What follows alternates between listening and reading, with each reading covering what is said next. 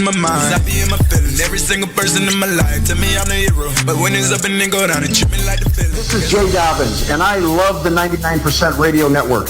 Do yourself a favor and start listening today, right now, and every day. Tune into these guys and make yourself better.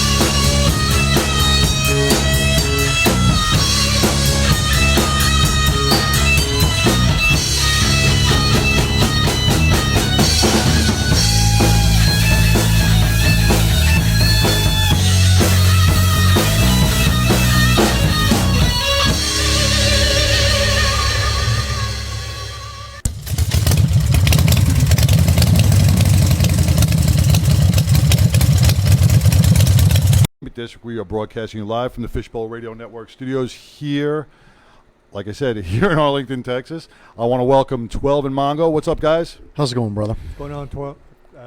It's going good, buddy. I still can't hear myself. That's all right. That's all right. Hey, it's June 24th, and we are still in a pandemic. Restrictions are being lifted in some places. They are being enforced more in other places.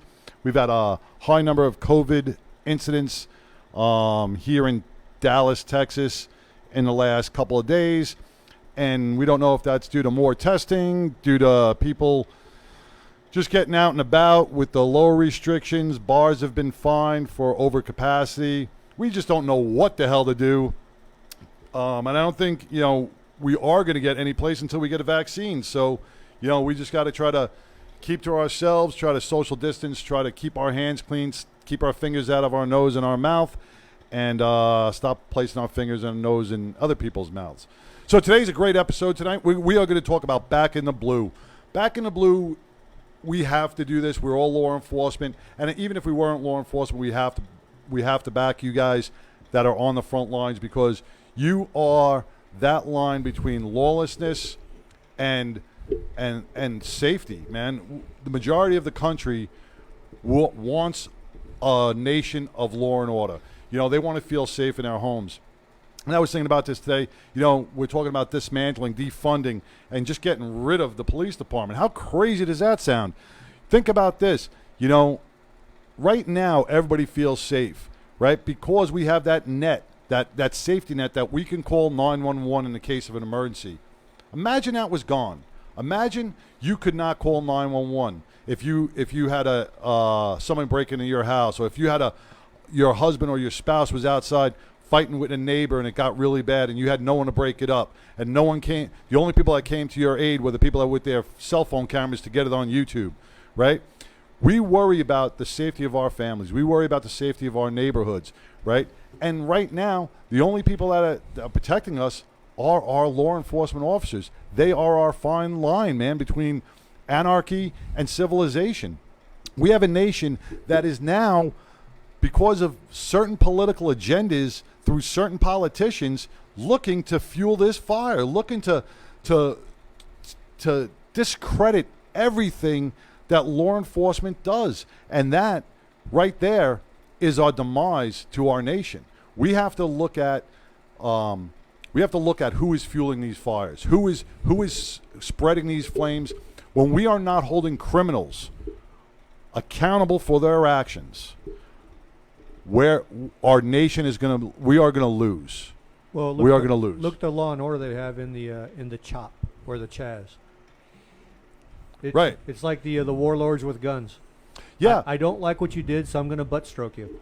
Right, but let's even take. No, but that's where they want to go. That's where they want to go. The world is never going to be utopia of unicorns and flowers and people running around in it's not going to happen. If you think that you're a friggin' delusional idiot and you really need mental help, because that is not the way our nation's going to ever be. We're not going to be singing songs and singing Kumbaya out on the street. Not going to happen. There's always going to be hate. There's always going to be some sort of racism. But we could fix these things if we just teach our children, if we teach our next generation, we hold people accountable for their actions and learn to be a civilized society. Stop with the blaming. Stop with the pointing the fingers. Take accountability for your kids. When they screw up, slap them in the ass. Yes, slap them. You're allowed to do that. That shows the kid not to do it again. We've grown into a society of buttercups, man. That is, this right now is the product of being lenient on our children and not teaching them respect and responsibility.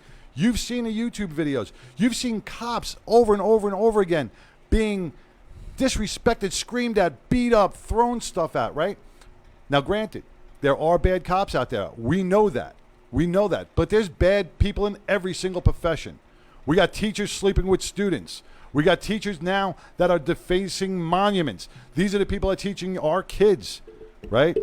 We have bad doctors, right? When a doctor loses somebody on the operating table, do we call that racism? Maybe he is a racist. Maybe he wanted that guy to die. We don't know. But because he died, we call it, he just never woke up from the operating table, right? We have bad people. We know that. We know we have bad people in society. And they come in all colors, all professions, and all walks of life, right? But we as a society have to weed them out. Cops will weed out the bad cops, and I think they've learned that. Dismantling and disfunding our police officers is not the cure for this. Well, I'm really excited for today's show, and I'm pissed off about all this stuff that's going on. You look around this country, and some of this shit is totally and completely unacceptable. I'm hopeful that I communicated with a lot of folks before the show today, a lot of police officers out there that are fed up with all the bullshit that they're taking from weak-kneed politicians, their political chain of command, and then their actual weak-kneed command staff, and they're wanting to sound off, but they're afraid of repercussions. So I'm hoping that we'll be able to offer them a venue by which to vent or to speak their mind, to let us know what the hell's going on in their area. I posted it. It's on our Facebook page, 214-556-6239. If you want to call in after 15:30 Central Standard Time, we'd love to hear from you. Just call up and say, this is Mr. Anonymous. You don't have to give your name. You don't even have to give your exact the city or area that you work in, but we want to hear from you. We want to hear what's really going on, and we know our listeners around the world. We have law enforcement folks around the world that are affected by this stuff. And let's be honest, this has gone way beyond George Floyd. Okay, this is much more. It's not even about him anymore. No, right now it's just about tearing shit up and burning stuff and the stuff that I'm seeing. You know, I'm not sure exactly how I feel about what's going on in Atlanta right now. When you have armed people declaring on their own, this is a no cop zone. You can't come in here. Listen, if I was still on the street, I know if me and him were still working partner, we'd say, bullshit, we're going in. Unless we had some direct order not to, for some reason, we'd be arguing. I know we would. Wait a minute. You brought up a great point. You really brought up a good point right there. Okay. If you were in Atlanta right now and you were told by your politicians and the community that does not want you, that are stating in every breath they take, we want to defund. Actually, Atlanta, we want to dismantle the whole police department. We want to get rid of it, right? As a police officer, right? Knowing that, are you going to lay down your life for somebody? Are you going to put yourself? Are you going to put yourself in harm's way for somebody who would sooner spit on you than shake your hand?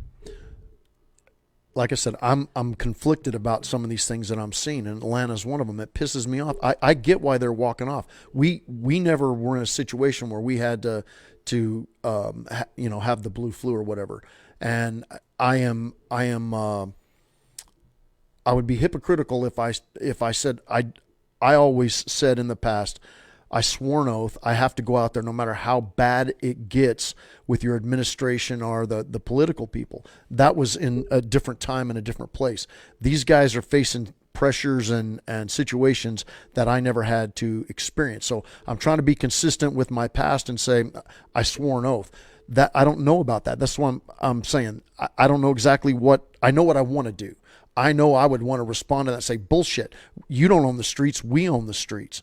But I get their situation. They have no support. The mayor doesn't support them. It's all these weak-kneed, limp-wristed Democratic politicians that are running these great cities of America into the freaking ground and leaving our cops hung out to dry. See, the way I look at it, here's my take on it. George Floyd was a murder, outright murder. I agree. Right?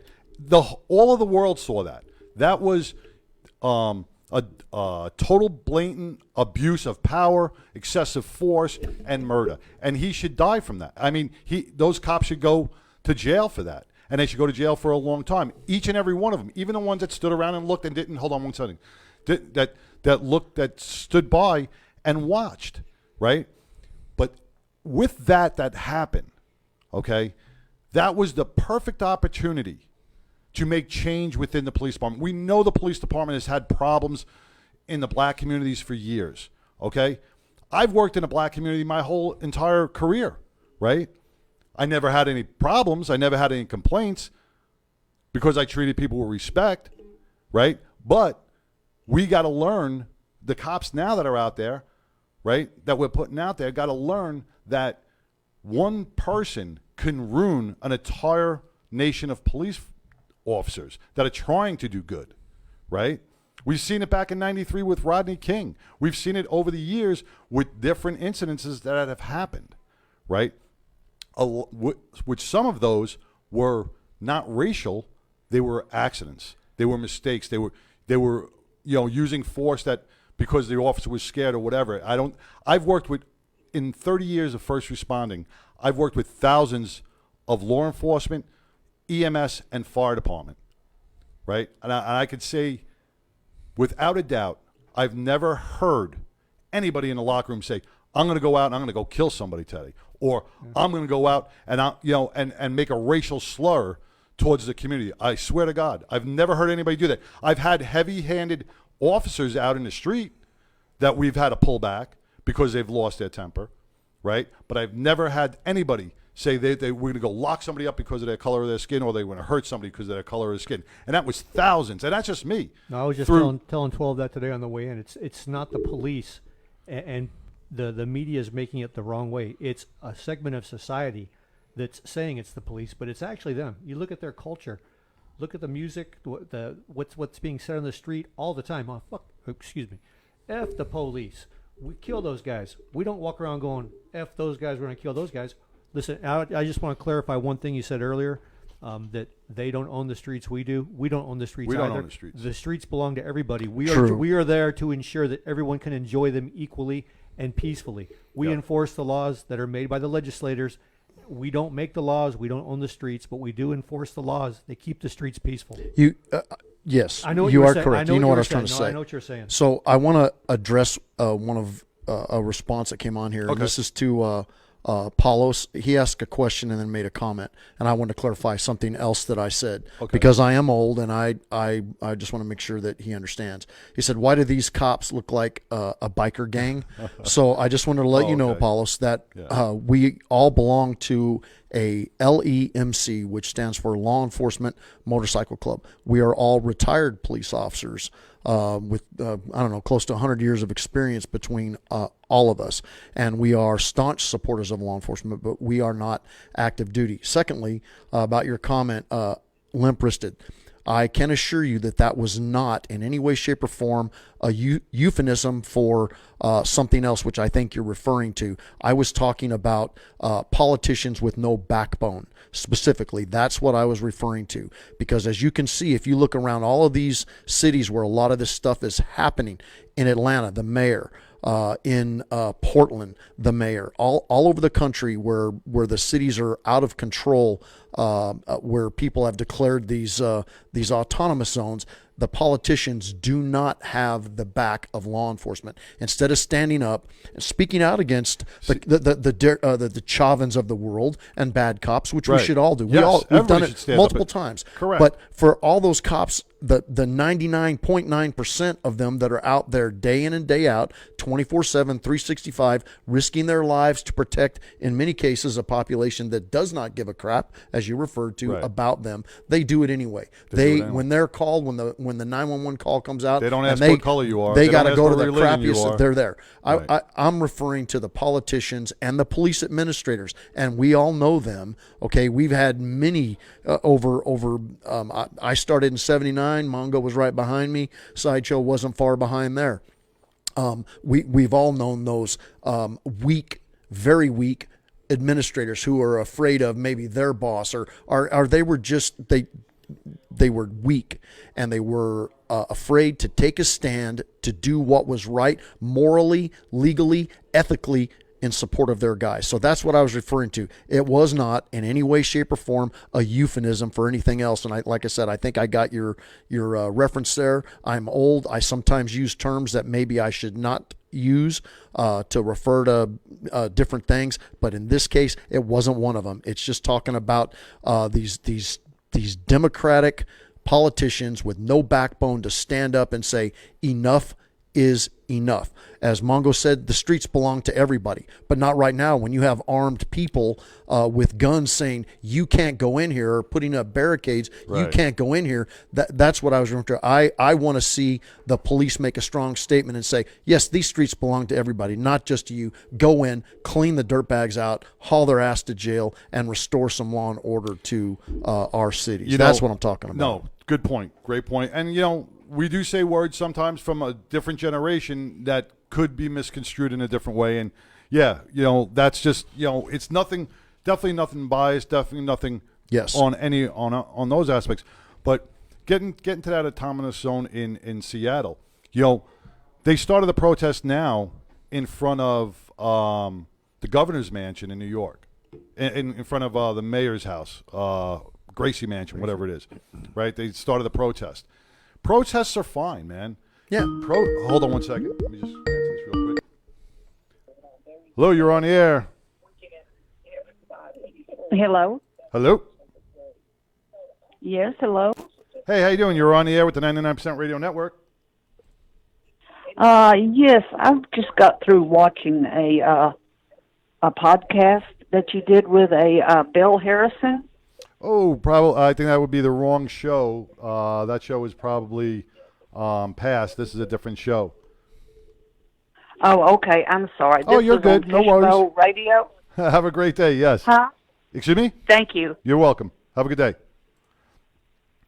All right. So what I was saying is, protests are good, man. Protests bring things to light, and we have to protest sometimes for anything that the government is, that you're against the government. I mean, that's your freedom, right? But they have to be somewhat peaceful. They have to be within the laws of the land. In New York now, they've camped out in front of Gracie Mansion, sitting there with tents. Fine protest, no problems. Nobody's got guns. Nobody's fighting each other. Nobody's damaging any property. And they have a leader who's turning around and says, we are going to sit here until the 30th of June in protest, and because they want to defund some of the monies from the police, which is fine. You can do that as long as it stays peaceful and it does not impede on other people's rights in a community. I'd like to see Governor Cuomo's reaction, because he said that the destruction and defacing of the statues and monuments is a refreshing and it's I forget his exact wording, but he was encouraging it. If the people that are camped out in front of Gracie Mansion start to deface and destroy Gracie Mansion, how beautiful will he find that? I know. Well, let's look at Gracie Mansion. Let's destroy Gracie Mansion. Well, I better not say that. But let's look at the people who lived in Gracie Mansion back in the day when these monuments were built, and the governor's mansion. Let's look at the people who lived there, right? Back in the 1800s and the early 1900s, were they slave owners? Probably so. or their ancestors were, and they lived in those homes, the same home that they're living in now. Why are we allowing that house to stand, right? We're getting rid of history. We learn from history, right? Just because history wasn't right? History wasn't right. So we change it. We change it by dismantling and breaking things and burning things and knocking down monuments. We can't teach our kids that was wrong. They have nothing to look at, and we can explain to them, hey, this monument is here, but he was a slave owner. He was a slave trader back in the day. And then, now the children of the world can see it, and they can put their own mind together and build their opinions of it. Well, I'm not a particularly religious person, but I'm spiritual. But now they want to take down crosses, stained glass windows, anything that's statues of Jesus that has to do with Christianity, because it's white privilege, and it denotes things that are offensive to the black community. Yeah, well, that's the leader of BLM. And I don't think it's, and when you say it's the black community, I don't want to BLM. Right, because I don't want to paint the whole black community. No, not at all. On that, because we don't want to be painted and that's the thing, is BLM does not represent the entire black community. No. But you would think, listening to the media and the politicians, that they talk for 95% of the people. Right. You would think. Well, it's because of the news media. The news media is going to portray that, and that's all you're going to see. We're looking at radicals right now. They don't speak for, just like Antifa doesn't speak for all white people. All right, the KKK doesn't speak for all white people. Right? The Aryan Nation does not speak for all white people. All right? Are those terrorist organizations? Yes, they should be labeled terrorist and hate organizations. So I think we can clear up where we stand. We do not like nor have any respect or use for the political entity that is BLM, because they clearly do not support all black lives. They don't support all the black lives that have been killed up in Chicago the past weekend or in Philadelphia. You never see them going up there and standing up and doing anything to speak out against the black on black violence that occurs there, or in Los Angeles, or anywhere else you want to go around the country. They clearly do not support all black lives, because they never speak out about the tens of thousands of black babies that are aborted each and every year. You never hear one word about that from them. Never. Right. Okay? So I never basically the 230 some odd black people that have been killed by law enforcement. Yeah. Those are the only people. I never heard one single word from Black Lives Matter when the black police officers were killed during the recent stuff. Not one single word. So I guess their lives didn't matter. The lives of all the people in Chicago and New York, and Boston, New York, and around right. When they got killed by other black people, their lives don't matter, because you never hear crap about it. We had a 9-year-old here in Dallas, child, killed by gunfire by 2 gangs. She was just waiting at the bus stop. She was shot and killed. We didn't hear nothing. Nothing. No protests, no nothing. Why aren't we fighting against the gang activity? If they came down and marched, the people that are killing our children. If they marched for that, if they marched for all black lives, all lives, I'd be out there. I'd join them. I would march right there at the front of the pack if they stood for all black lives. This is a political thing to tear down the institutions in this country, to tear down our history, to rewrite it. And I want to bring up another subject that I would like to throw out there if anybody wants to comment on it. I was telling Mongo on the way over as we were talking about this show, I want to make a prediction, and it may not actually take root until after we're dead and gone. But I predict with this whole push from these weak-kneed politicians who will influence maybe otherwise good police administrators to more, and I'll use the phrase, kinder, gentler law enforcement. Okay, Obama, when he was in office, started a trend with social engineering of our military, right? We have to put certain kinds of people in these jobs, and we have to, that everybody said, this affects our combat readiness. Our job is to protect the United States of America. We are not a social experiment. Either you got the gear to get the job done, or you're not suited for this, and not everybody is. Same thing in law enforcement, okay? They started this process. And I've seen it coming on for a number of years now and I'll call it social engineering. Maybe there's another term for it, but that's what it is. Back in our day, the police department hired highly skilled, highly competent people, ass kickers, to go out and take people to jail, to enforce the laws that were written. As Mongo said, we didn't write those laws. Our job was to enforce them fairly, and we did, regardless of race, color, creed, sexual orientation, didn't matter. We took people to jail that broke the law, that we had probable cause to hook up. But now you see something different happening. You see the turn towards, and I'm a great fan of community policing. I believe cops should be out in the neighborhoods. They should be talking to the kids in the neighborhood, making those one-on-one contacts. I'm 100% for that. But you see that a lot of the people look more like social workers. They're more interested in not necessarily chasing bad guys, but it's the social aspect of it. And a lot of them are not near as imposing as the cops hired back. And we're average guys, you know, but you see some that are, they're just different. It's more of a social experiment. I'll just leave it at that. And there's going to be people that are not going to like me saying it, but I think it's a true statement. You can look. So what's going to happen when you have this new breed that are more interested in the social aspects of it than taking people to jail, okay? Criminals. But the criminals don't change. They're still criminals. They're still just as bad and nasty as they ever were. I predict that somewhere down the road, we're going to see a spike in attacks on law enforcement. You've seen that now. I predict it's going to get much worse. Right. Because the turn towards this kinder, gentler law enforcement, I'm not talking about just straight down the road, enforce the law.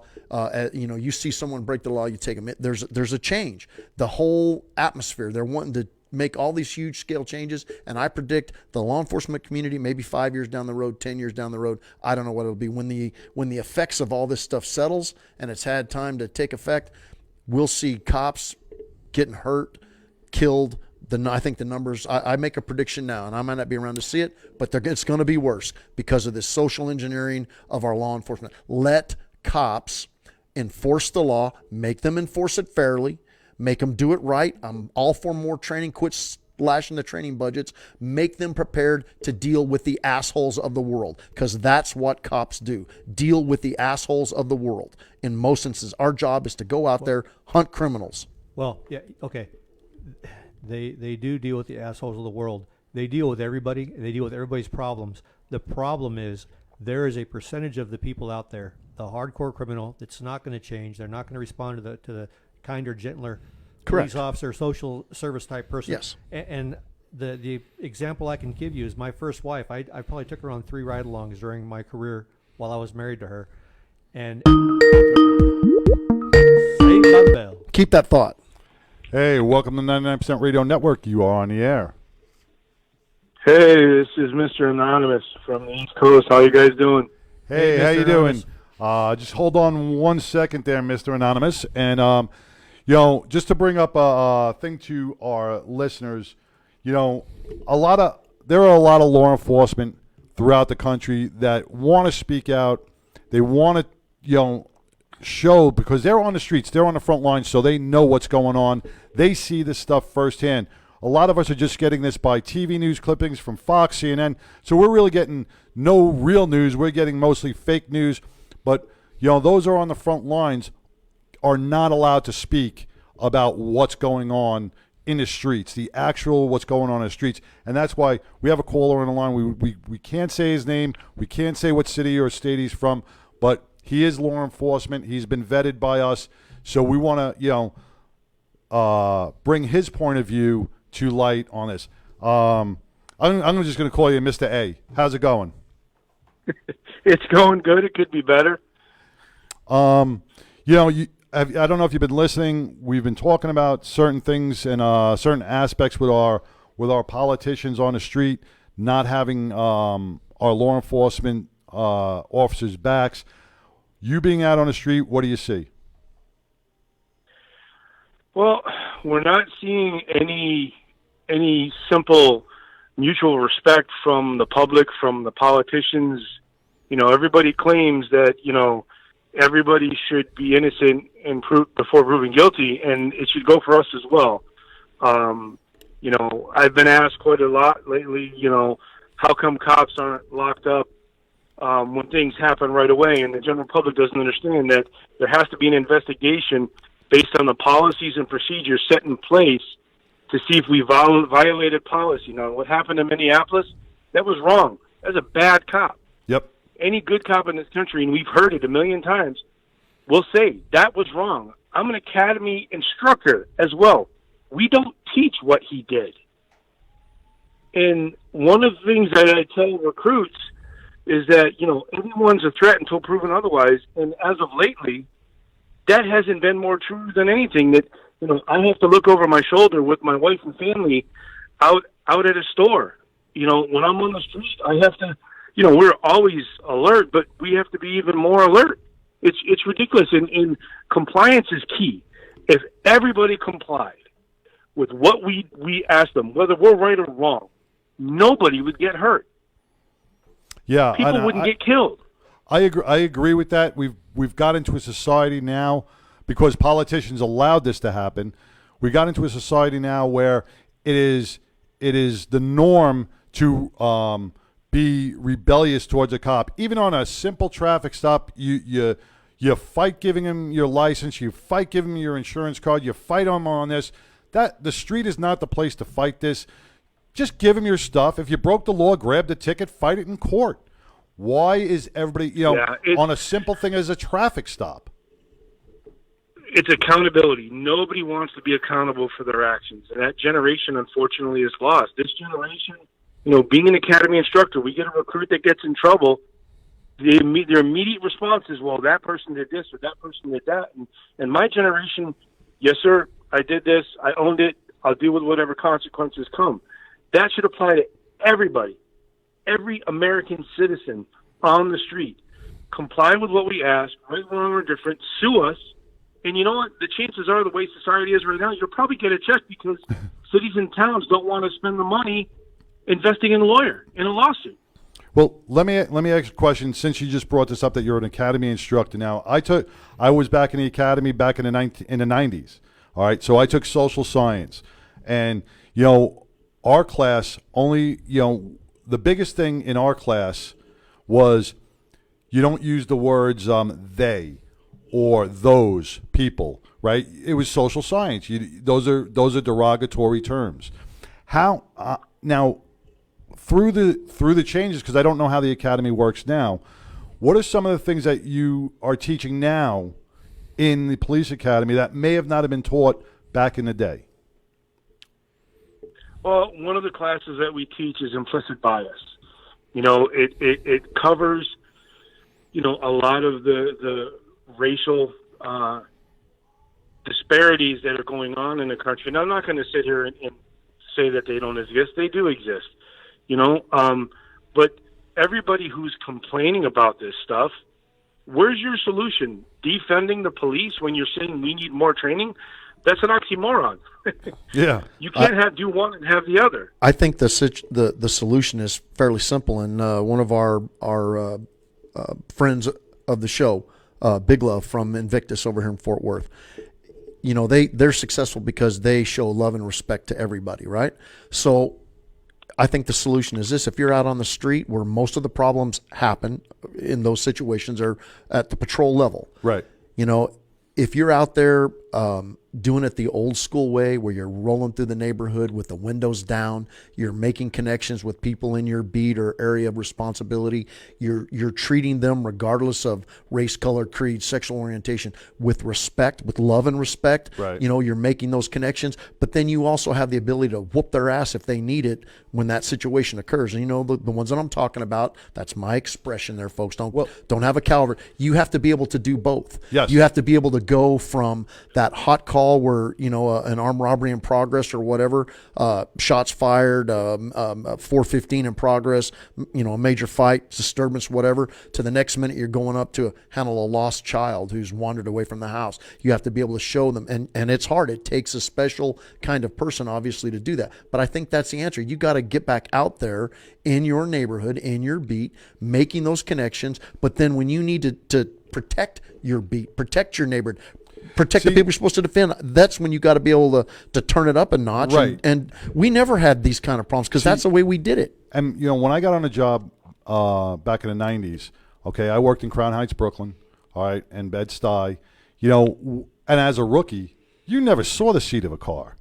You know, you that was it. You saw a foot post. You walked a foot post, and you had a couple of blocks or of a business district or of a residential district where you walked up and down the block, and you interacted with the community. You saw the kids out there. You interacted with family members, right? You got to speak, and you got to learn what they're about. You learned, as a white kid, a white guy from Long Island, right? I was thrown into an all-black neighborhood, right?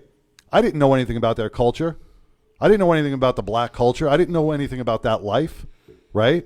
So actually, it was culture shock to me. But walking a beat, I learned. And I bet you became a really good cop that I did, made detective and everything. And I quick learned because of that, right? And I learned because I listened. I listened to the community. I listened to the people on the streets. When a grandmother would say, "Hey, my grandson's out slinging crack on the corner," what could I do? Well, why is he doing that? Well, he's got to put food on the table. I get that. Yeah. And he's slinging crack on a corner. We lost a lot of money for community policing, and that's where these problems developed, is not being able to have the resources to do exactly what you just described. The cops in the neighborhoods, in the communities, to get to know the community, and the community get to know these officers. My first 6 years, I walked. Yeah. I learned how to talk to people, right, not at them. Exactly. And you lose that us against them mentality. You when you're sitting in a patrol car going 35, 40 miles an hour down the street, looking for something bad, then it's like that militarized zone of cops just flying up and down the street. But park the car, man. Get out. Learn what the neighborhood's all about. You'll be surprised on the amount of information that you will get from a community that sees you being part of their community. And that brings the unity between both police and the neighborhood. So, Mr. Anonymous, is your department, would you call it militarized? I wouldn't, but I know the general public would, because of our equipment and our lack of ability to get into the community because budgets were cut. It's funny, being in my role, you get to converse with a lot of chiefs, and being an academy instructor, you hear the chiefs say, well, what's going to happen if I don't send my officer to that training class? Well, nothing, because we don't have the means to hold you accountable at this time, but it's going to be an issue if you get sued, because the first thing that gets cut from a budget is training. The first thing that gets questioned on the witness stand is training. Is what? I think right now training. We need more money for training. Now, let me ask you something. As an academy instructor, see, when I was back in the academy, we on the street, we didn't have body cams. God, there weren't even cell phones really out there. We didn't have tasers. We had a 6-shooter, and that was it, and a can of mace. So I don't know what part of what discipline you teach in the academy, but I'm sure you speak with all the instructors, and we discussed this a couple of weeks ago, I think, where boxing back in the early 90s, boxing was taken out of the police academy's curriculum, right? Because they didn't want anybody to get a hurt nose or a fat lip, and it's like this is the police department. We're supposed to learn how to fight. So what and I've seen a lot of stuff on social media is that a lot of the cops now are not being trained how to defend themselves physically, and they automatically have to step it up to a lethal force that sometimes may be the right or wrong force. Are you in agreement with that? I agree. I agree with you 100%. I've been an advocate for boxing since I've been on the job. I trained when I was in high school. By no means am I an expert boxer, but I believe I can handle myself, and I have the confidence. That's the big thing, is being the cop. I don't care what color you are as a cop. The confidence to go on the street and take the command presence at an incident. And I think boxing has something to do with it. It's funny you bring that up, because every recruit class that I teach, I ask them, all right, how many of you have ever been in a fist fight? And you get, a half a dozen raise their hands. I'm like, how many of you are military? See, there's 4 out of 6. Put your hands down. You don't count. You have to fight in the military as part of training. Right. What about you other two? Yeah, we got in the fist fights. How many fist fights did you win? All of them. You're full of crap. You're full of crap. We don't have the ability to teach these kids some basic skills. And I tell them, look, your face might not be pretty, but it's also not a catcher's mitt. And the general public doesn't understand that we're reacting to everything that's going on.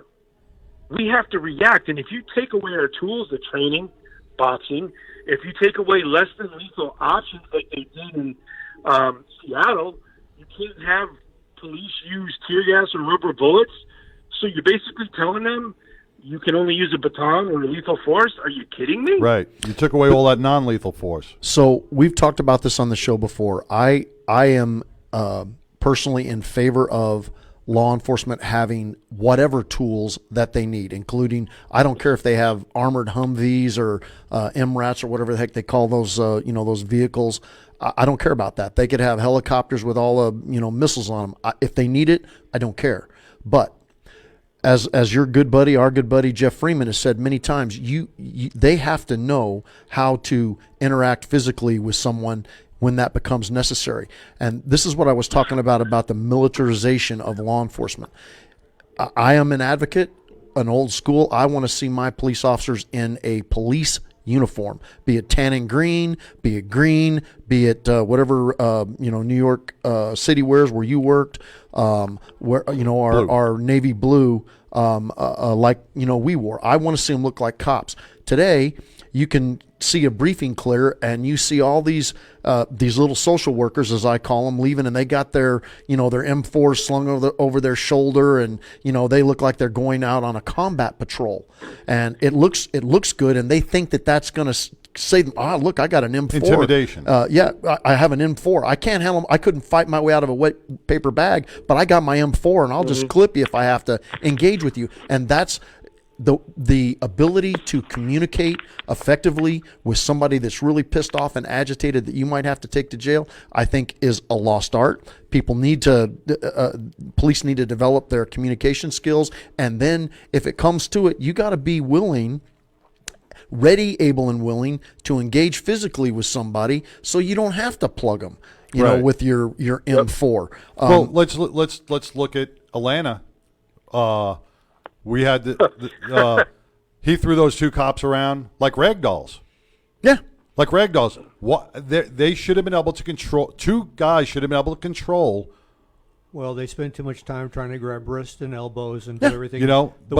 Well, in the academy, you're supposed to present that elbow so that I can get a good grip on it, and you're moving it too quick, and I need that wrist. Can you bring it? That shit doesn't work in a real fight. Right. It comes down to training. It comes down to, hey, listen, we got to get the cuffs on them. We got to get them secured so nobody gets hurt. And you know what everybody can do? You can grab a hold of someone, even a guy like that. You can grab a hold and hang on for a couple minutes in the time it takes to get the cavalry to get there. You can do that. You might take a whack or two. That's why that teaching boxing or some RCAT or something, martial arts or some sort of something that you don't have to escalate it. And then we look, and I just saw a video the other day in Far Rockaway. A couple of cops. I mean, they were taking a verbal abusive beating over and over and over again, to the point where 3 drunk guys started throwing things at these officers, and then they had to take action. And I tell you, the cops had a lot of restraint. They were being called everything under the sun, and their skin was pretty tough, man. I mean, I don't think I would have lasted that long on that verbal abuse. But once they excuse me, if we do that, we're being bad public servants. But the public can treat us like that. Like, we just had a protest in our area recently, and I get assigned to a certain area where a law enforcement memorial was, and my mentality is nobody is messing with this memorial, no matter what. Right. There was a fence separating. I'm protecting the memories of these fallen officers, and I take pride in that. I take pride in my job that I do it honestly and honorably every day. I treat everybody by their actions, not their skin color. So as people were marching by, Amen. I had at least a dozen people yelling obscenities at me, calling me a racist, fascist, white pig, and I should die. And half of those people were white. I'm like, look, you want to call me a pig? I love that analogy, and that's my little thing that I have all over, my office and my home. I don't care. Call me a pig. You don't know me. I'm not a fascist. I'm not a pig. You're talking about fascism. This is what you guys are promoting right now with all this enabling aggression against law enforcement. You're enabling fascism. Right. Let me ask something. Because I'm not on the streets. We haven't been on the streets in a long time. And the way officers are being treated on the streets right now is probably way beyond our comprehension. So you're being screamed at on the streets, right? You work your day, you work your tour, right? That's got to become emotionally and mentally draining on you. And when you go home, I'm sorry, go ahead. and when you go home, it's got to hit you in a way where you're like, Jesus, I don't even want to go back to work tomorrow. Yeah. It's with everything with COVID and now with this, 3 months ago, we were one of the members of a group that were loved because we kept going to houses, kept exposing ourselves to the virus. I got exposed to the virus. No signs, no symptoms, thank God. I lost an academy classmate to the virus. And now I couldn't even go to his funeral because of restrictions. So I got angry. And now our career, I don't care what color you are in the career, it angers me even more to see cops of color, like the videos of Miami PD. Hold on one clear an intersection. Hold on 1 second. Because I may have to merge in a call. Hold on 1 second. Hang on. Hey, it's Karen Solomon calling in. Hey, Karen, can you just hold on 1 second? Yep, hanging on. All right. Officer A, you still there? What? I'm looking for. Hold on a minute. I'm trying to merge two calls in, Karen. I'm sorry. I thought I had. I think I ended up hanging up on him. But we had an officer who was called in, and I answered your phone call, and it didn't merge in the calls. So my bad. Sorry. No, not your fault at all. Back. Not your fault at all. And I'm just if Officer A is out there listening, just please. I'm sorry to cut you off. We will continue this conversation. Let me just take this call with Karen Solomon of Blue Help, because we were discussing your mental aspect on the job. Where how do you? Do I still have that call in? Hold on 1 second, Karen. Yep. I just wanted to see if I still got Officer A on the line. He was the 214 number, I think. Yeah. Mm-mm. Oh no, he wasn't that number. Mm-mm. Okay.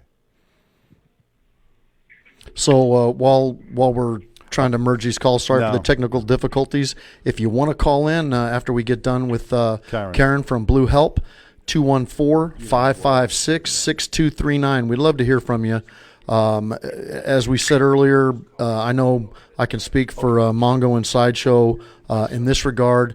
The 99% Radio Network absolutely, positively, and unequivocally supports the Blue. We have your back. We want to give you a forum if you're frustrated, fed up with all this stuff, and you need to vent, or you got some good points to make. We also want to learn and be fair. Right. Call in, and we're happy to put you on. We will protect your identity. We can have as many Mr. Anonymouses call in from whatever part of the country or around the world. If you're listening, our friends in Italy, we have a lot of law enforcement officers over there. Love to hear from you guys and what it's like. You guys have had some situations over there. So that's 214-556-6239. After we're done with Karen. After we're done with Karen. Karen, thank you for calling in. We just had an officer on. We don't know where he was from. We don't know what his job title was. Well, he actually worked in the academy. But we were getting onto the emotional aspect of being yelled at, screamed at, and being taunted every single day. And it does take an emotional toll. You, by more than anybody, knows, because you're receiving these phone calls each and every day of the mental health awareness and the suicides in our law enforcement community. How do you feel this is going to affect our nation's officers in the upcoming days, months, and years. So I did hear that, officer, and that's why I know you had said to call in around 4:30, but I heard him talking, so I waited for a good segue, and I heard you talking about his emotional state when he gets home. So I think everybody agrees, and we've seen this proven again and again that when there's traumatic incident, something significant like this, and 9/11 is used as an example, it affects the people involved months and possibly years after they're affected. So, and I think you and I have talked about this offline. So in May, we saw a decrease in law enforcement suicides because we felt like that maybe they had a greater sense of purpose, camaraderie. They were, seen as heroes again, and now all of a sudden they're not heroes, right? Everybody else is except for them. So we did see these suicides start to go up again, and I don't know if that's related because we can sometimes have a slower period, but we've had 8 or 9 suicides this month. I actually spoke to a mom the other day. Her son died by suicide on Saturday, and she reached out to us on Monday, just really at a total and complete loss, wanting officers to know that she doesn't want them to be in the position where her son was. She doesn't want them to take their lives. She wants them to open up. She wants them to seek help. And I don't know what bigger plea you can get from a mom of an officer who died by suicide than her begging us to pass along the message while she is sobbing over the loss of her son that suicide's not the answer, that please, please, please find an alternate. So I imagine that we're going to see some more suicides. I imagine that officers right now are really lost. Well, I don't imagine, I know. Some phone calls. They're really lost. They don't know who to turn to. They don't know who to go to. There's not a lot of leadership stepping up on their behalf. So they are saying, what am I going to do? How am I going to get help? And there's been some amazing groups, Project HURT, National Police Wives, offering peer support through Zoom meetings, private peer support. But we've also heard is that some of these officers who are getting peer support and who have mentioned it on social media saying, hey guys, there's this peer support group, they are now being told to go home and get help and get fit for duty before they can come back. And so we are now penalizing them again because now, leadership is afraid that if an officer says, I'm going to get peer support, then they're somehow liable. And the leadership is being cowardice because they are not allowing their officers to get help when they need it the most. They're sending them home, and that's not fair. And we know that's not in departments around the country, but we know it's in some pretty significantly sized departments right now, and that's not fair. If an officer needs to talk to somebody about what's going on right now, they should be able to without being penalized. That's a given, I mean, how can the department send them home with HIPAA laws? I mean, no, she's 100% right because I was on a webinar last night with some guys from Survive First and Trauma Behind the Badge. And we were discussing the mental health of and getting our programs out there to speak to the officers and just become, going in there and helping the officers decompress a little bit. And they reached out to a certain city close to here, not in Texas, but close to here, a certain city, pretty big city, and offered their help and said, hey, listen, we will speak to your office free of charge, blah, blah, blah. We will make arrangements to get down there. We want to make sure your officers are mentally healthy. They were told, we are not allowed there. The mental health is not a priority. They were told everything but come here and help. They were told, we don't have a mental health problem with our officers. Please don't make it one. We're not addressing this issue. No, I don't subscribe to that. I don't think it's right. I know why they do it, but I'm talking about an officer that's actually talking to somebody, and then somebody at the department says, "Oh, since you're talking to somebody, you need to get your head straight." How do they even know what I'm talking about? I mean, there's laws that prevent them. I don't have to tell you what I'm talking about. I'm talking about because my clock in my house runs slow and it upsets me. Who knows? I don't know. Go ahead, Karen. Right. So, I mean, there are HIPAA laws and everything, but this is not, when somebody comes to their social media page and they say, hey, I found this great peer support group, you guys should join, that's fair game, right? Yes. Because they went out and they said it, and it shouldn't be an excuse because how do you know what that guy is talking about in peer support? How do you know what? I mean, for God's sake, with everything that's going on, you really don't think they need somebody to talk to? This is not a point of penalization. This is not. They are not doing anything against any policy. So the officers are actually seeking to get a copy of their policies to see if their chief was in the right by dismissing them and sending them home. So they mandated them to see not only a therapist but a chaplain as well. So it just doesn't feel right. You can't go out and penalize these guys right now, because what's really most important right now and what they should be addressing right now and should be on the radar is the mental health. Yes. Because the worse the mental health gets, the more guys that are going to quit, the more problems you're going to have. But so think if you that sounds think like- that's not a priority right now, you're nuts. It sounds like a constitutional issue too. Yeah, and you know, Spiritual support is not something the department can mandate.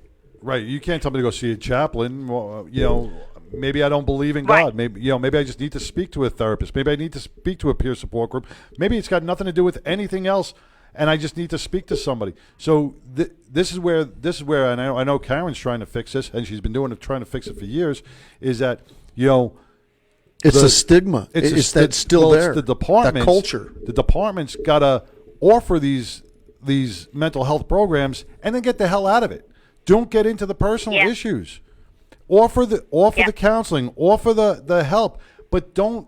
It's none of your business why that officer needs to speak to somebody. True. Even today, though, you can go to your chain of command and say, I need to speak to a counselor, and they may not say it in these words, but what they're saying is, suck it up, dude. Right. Or they're going to say this. Yeah. How bad can it be? Or they're going to say this. Why?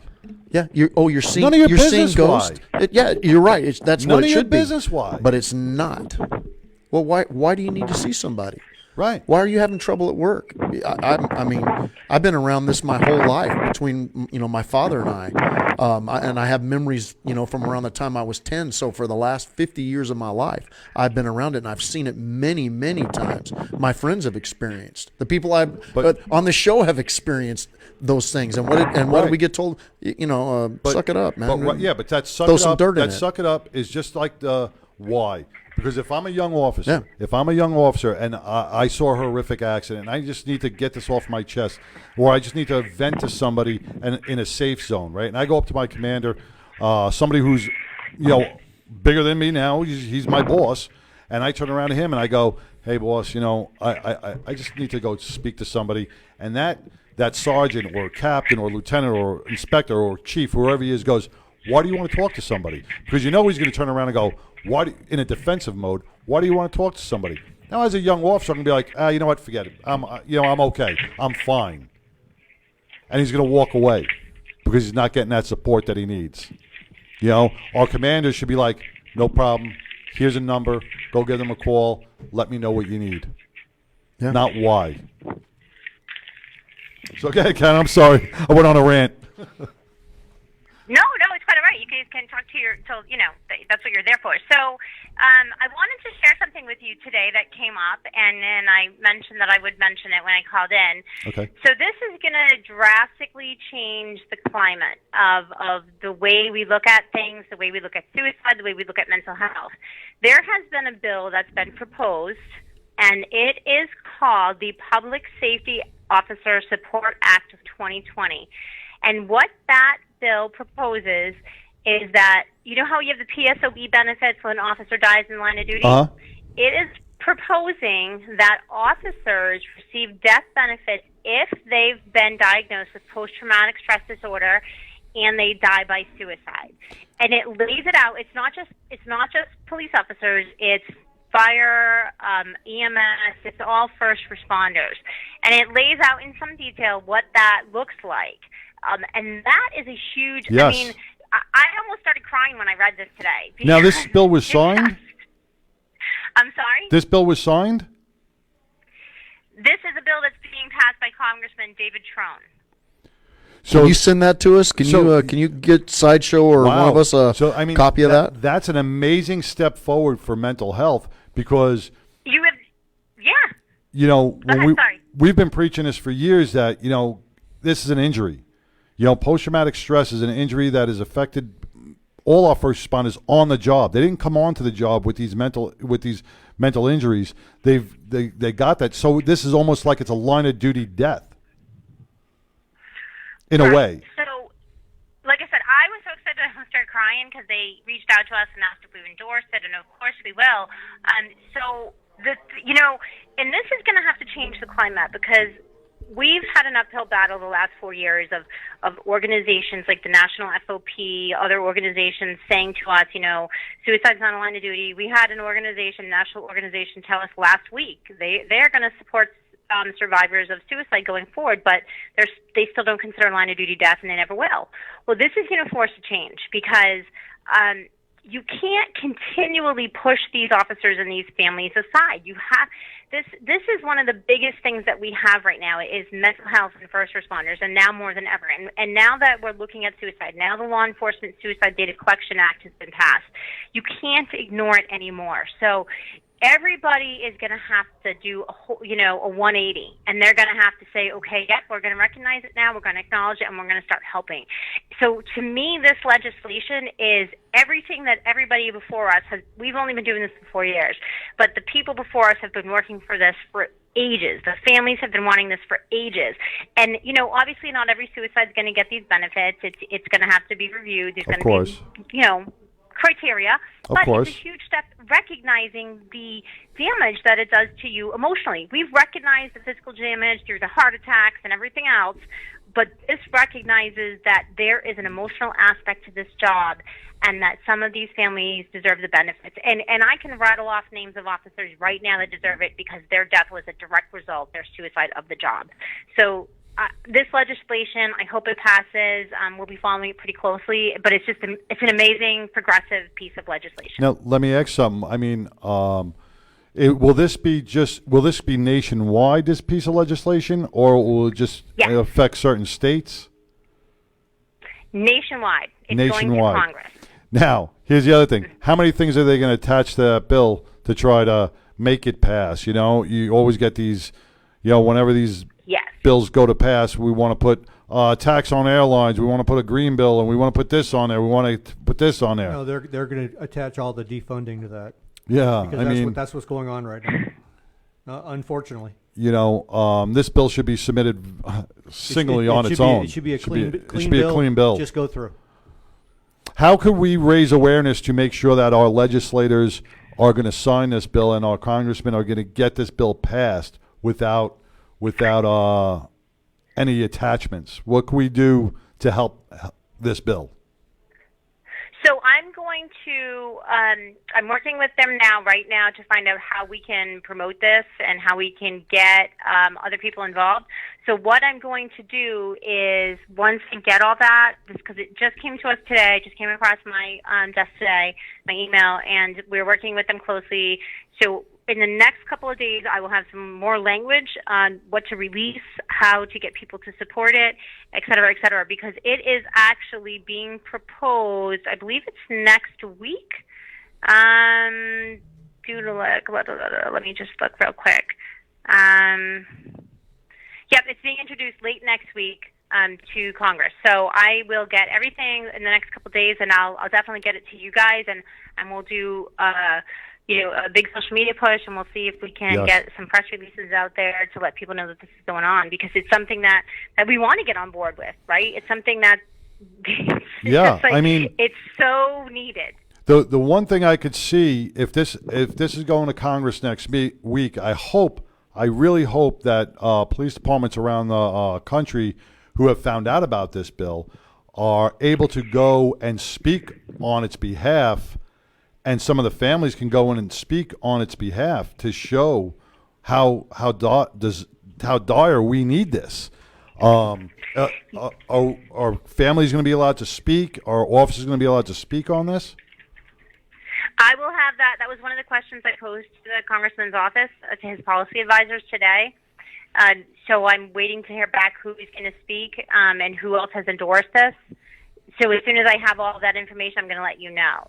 But again, this whole thing, mental health, is falling by the wayside. I mean, look at last week, the Law Enforcement Data Suicide Collection Act passed last week, and there was not a peep.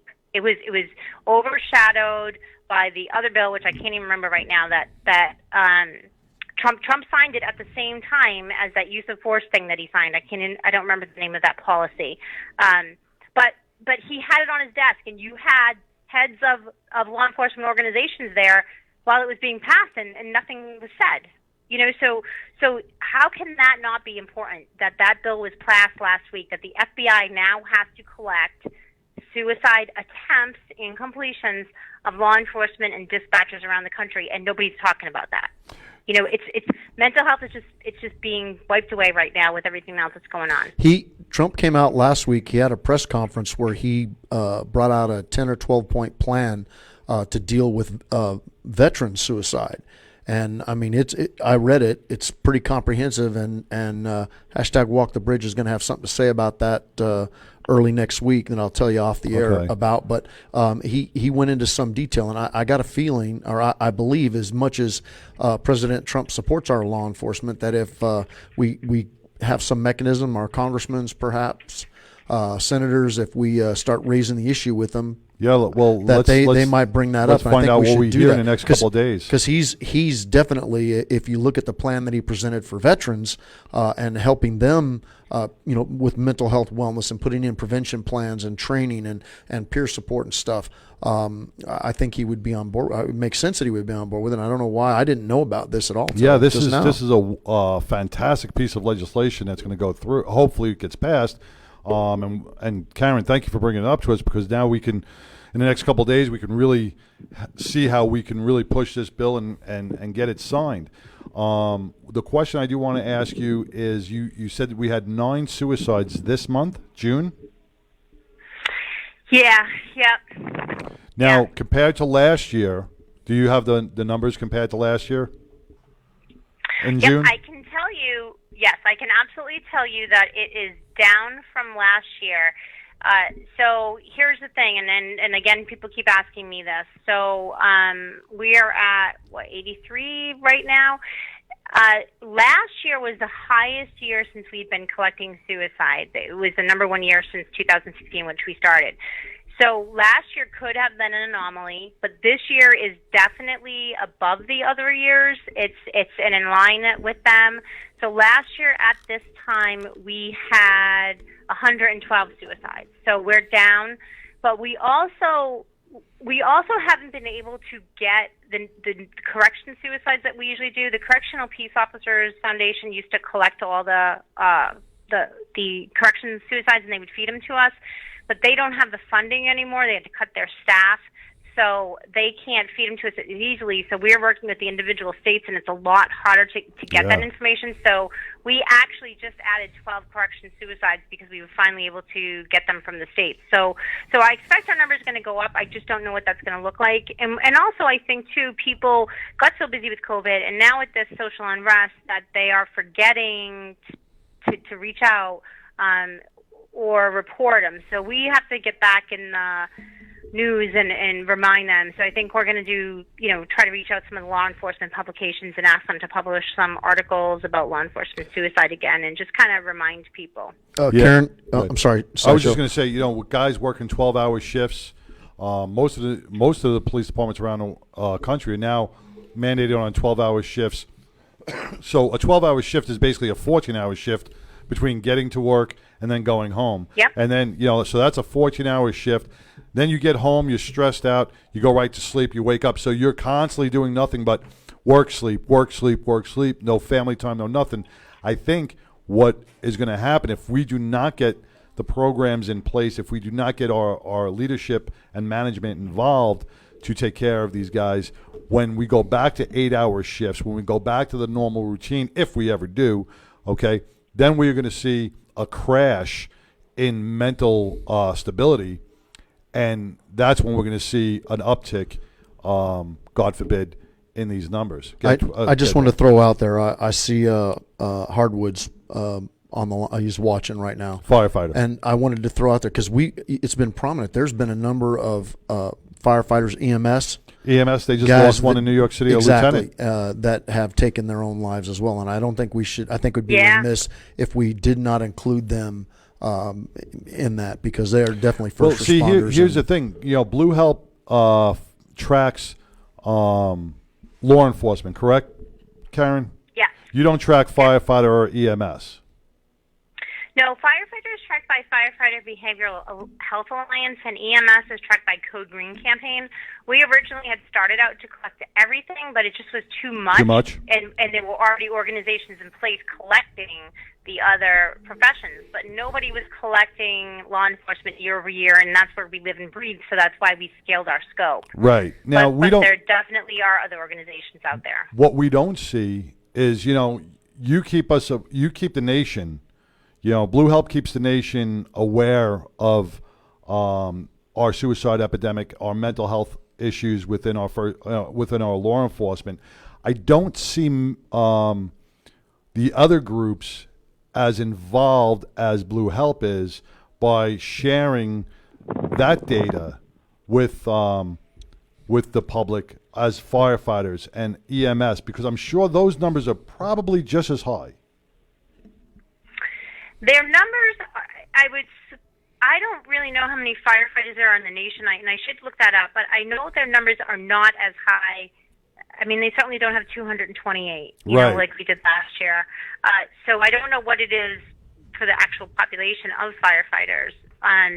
But I do know, so for instance, if you do want access to Firefighter Behavioral Health Alliance, you have to subscribe. So you have to pay a fee to get that number. Code Green doesn't publish their number anywhere. So you're right. We are the only ones who have gone at this publicly. We've mimicked what Officer Down Memorial Page does for Line of Duty. We've mimicked what COPS does, what Concerns of Police Survivors does for Line of Duty. So we've kind of tried to model ourselves after both of them and just really go at this because of the number of families that are affected.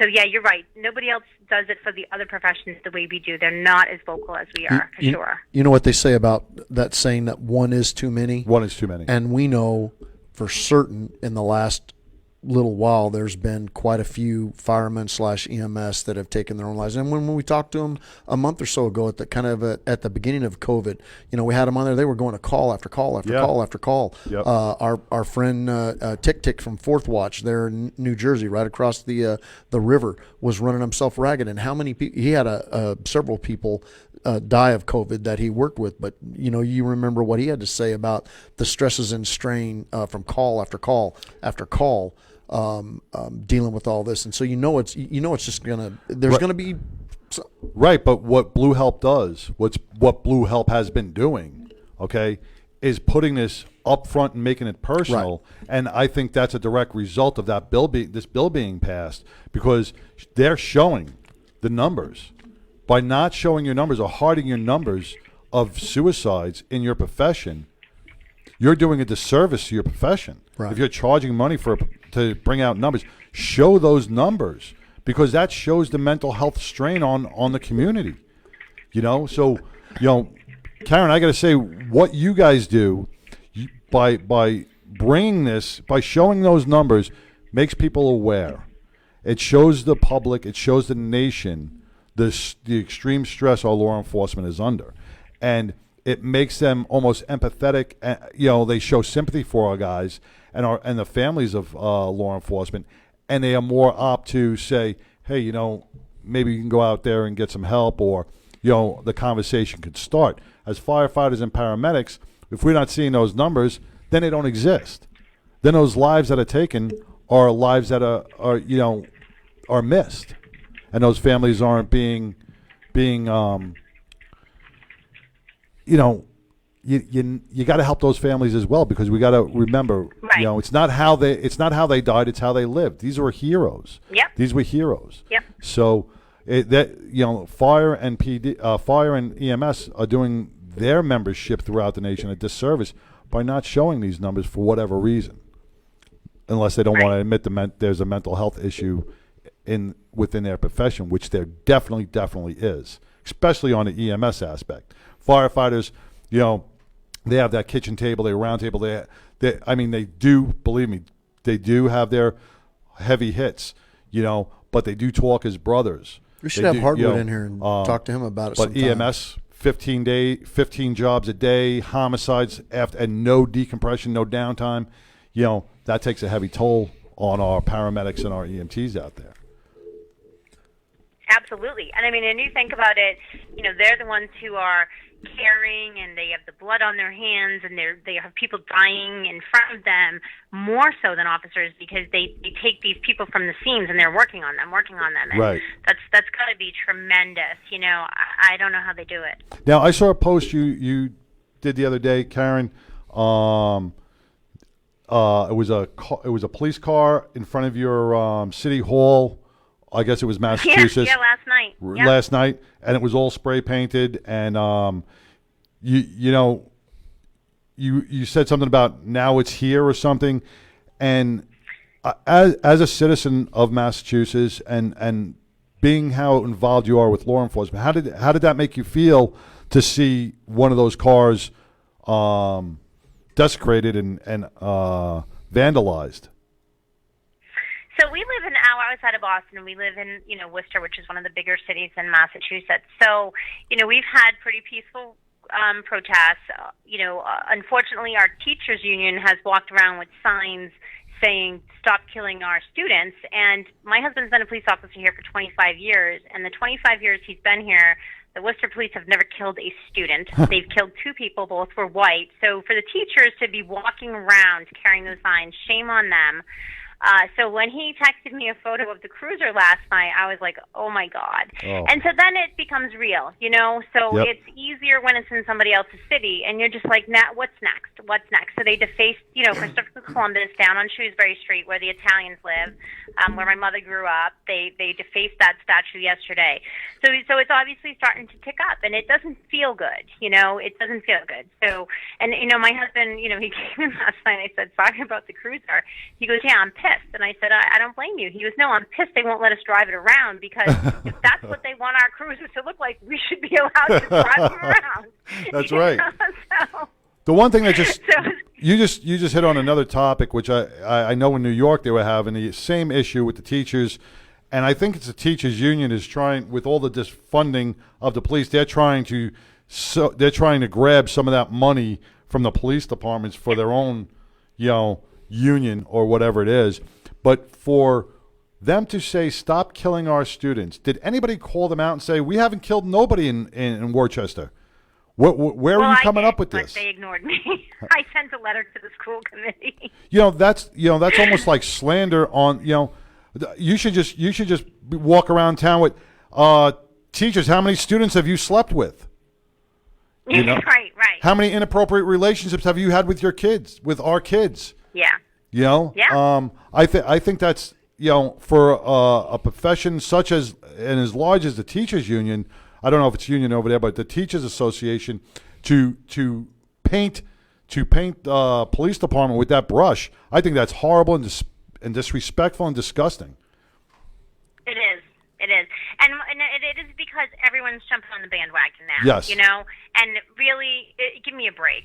Cut it out. And these are the teachers that the police, they're helping them every day. They're directing traffic. They're helping them with the kids, their events. And now all of a sudden you don't like them? Give me a break. I don't understand the mindset, and I never will. And I really struggle with it because I don't know what to do about it. And I think that's how so many of us feel. We don't know how to fix this. We don't know what to do. And, we're not tasked with the job of fixing the nation. And when not against politics, but when you have these politicians and now these 2 presidential candidates who are not equipped for this, who's going to fix this, Right. And that's what I think troubles me at the core is where do we go? Who is going to fix this for us? Because the teachers union is not going to jump on with us and help, No. And then the leaders that jump on and help, they get fired, and they're afraid, and they don't want to lose their funding. So it's really crazy. Is your area one of the areas where they are taking out the SROs, the school resource officers? Are they trying to remove them from schools as well? They already did. They did. Yep, and as a matter of fact, the school committee had $120,000 in their budget for SROs, and they're not paying it this year. They're going to keep they already did. No SROs. There's not, it's not going to happen. They don't want them on the campuses.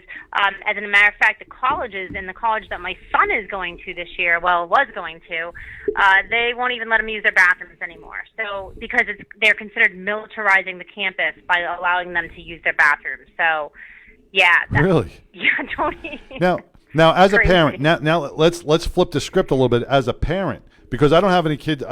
All my kids are out of school, and they are out of college.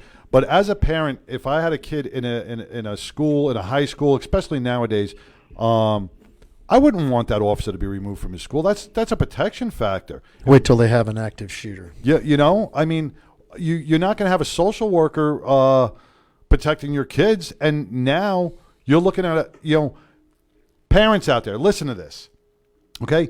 The average response time is anywhere between 4 and 6 minutes to any situation.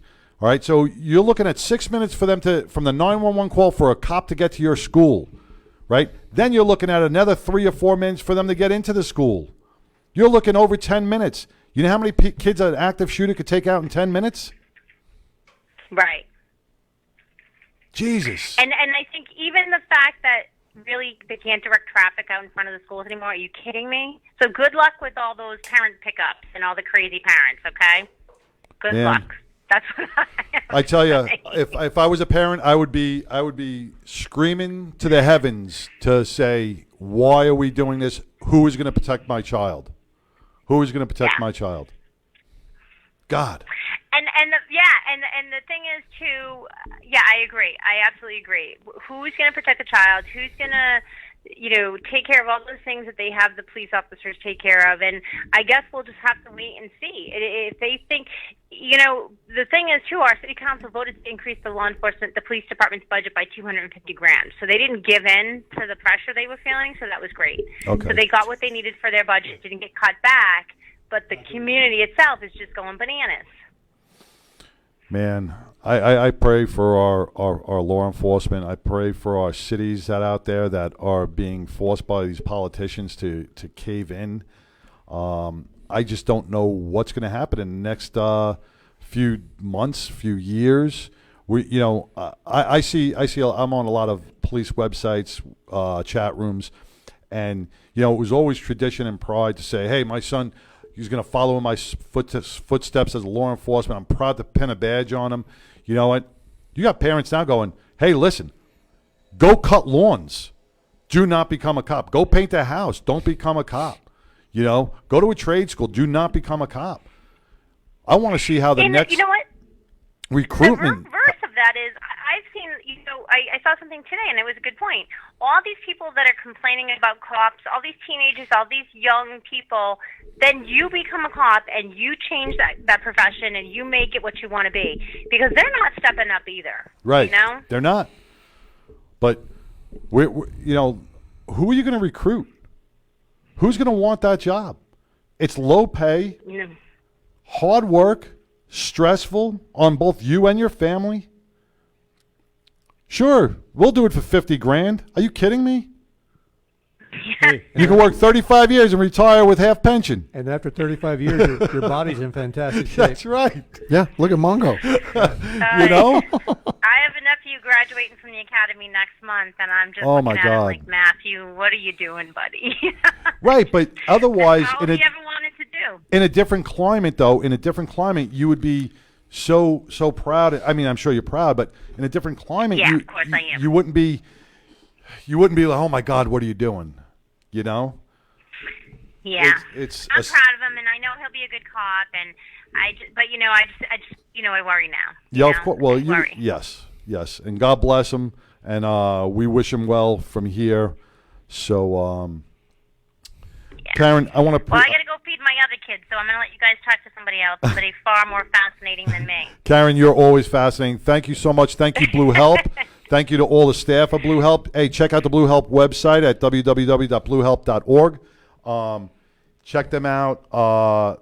They are self-funded, so any donations you can make will help them keep up on the current statistics, and they help family members of those who have taken their lives in law enforcement. So your money goes to a good spot. It goes to all the families and the widows and the spouses and the children of those who have taken their lives due to post-traumatic stress. So check out their website.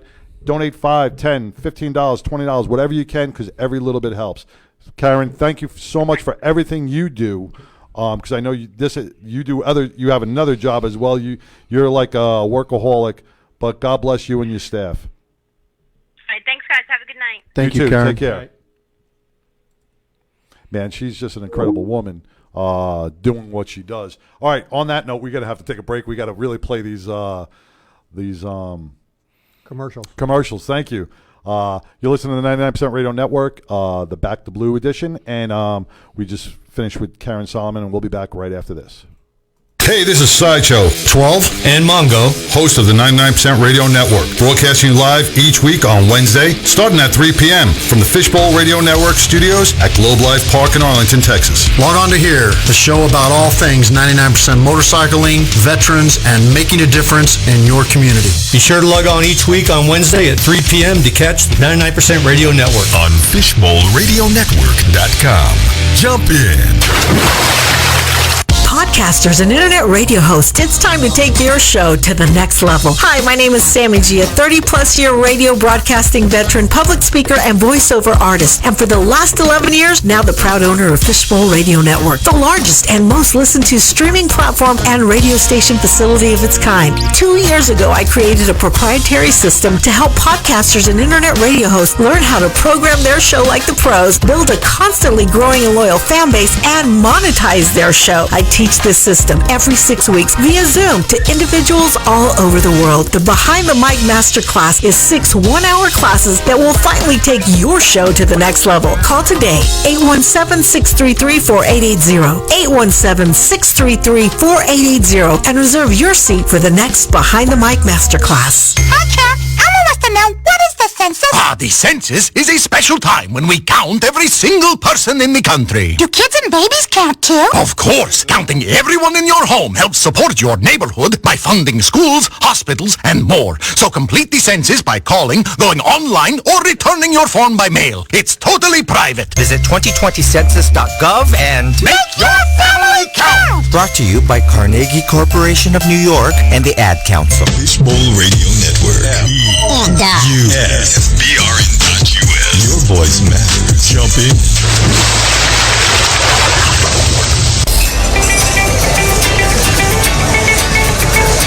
Fifth Avenue Nutrition in Garland is a twist on your normal coffee or donut shop. Serving coffee, teas, shaved ice, and delicious ice cream shakes, pastries, and muffins, Fifth Avenue offers a wide variety of delicious drinking concoctions, ranging from specialty coffee, nitro brews, meal replacement ice cream shakes, to energy-boosting fruit-flavored teas. At Fifth Avenue, we proudly serve B Black Rifle Company brand coffee. At Fifth Avenue, we back our blue by offering free coffee to all uniformed members of the service. Visit us at 414 West Avenue D, Garland, Texas. Open from 6 a.m. to 7 p.m. Monday through Saturday. Pop in and see us. We have a bright idea to make you healthy, delicious, and fun.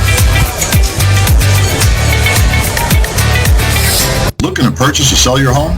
Visit Warriors Agency Group in McKinney. With so many different loan programs out there, you need to choose the one that's right for you. That's why at Warriors Agency Group, our realtors are highly trained to find a loan that fits your budget. We stand behind the values and the integrity we've adopted through our military service.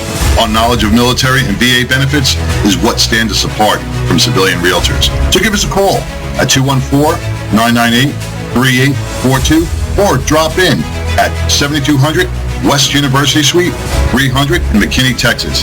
You have served your country. Now let Warriors Agency Group serve you.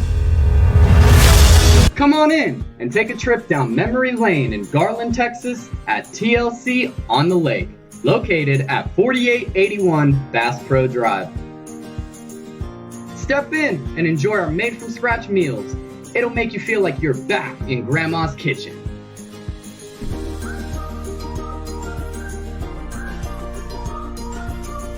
Our friendly staff is always ready to serve you and take care of your every need. Enjoy your meal on our outside deck while overlooking the beautiful views of Lake Ray Hubbard. If you're out with the family or hosting a corporate event, visit TLC on the Lake or give us a call at 972-203-8512. This is Jay Dobbins, and I love the 99% Radio Network.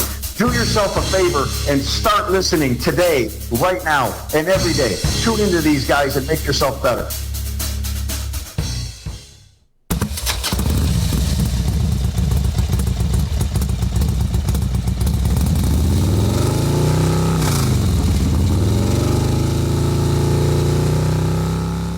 All right, welcome back to the 99% Radio Network, broadcasting live from the Fishbowl here in Globe Life Park, the heart of Arlington, Texas Entertainment District. Man, you're listening to Sideshow 12 and Mongo, and we are back in the blue today, and we are taking phone calls. We've heard from Officer A, who felt that a lot of defunding and dismantling our police departments across the country. He's an academy instructor. He says the training has faltered, and that the better training will put these officers out on the street using more of a de-escalation tactics than use of force.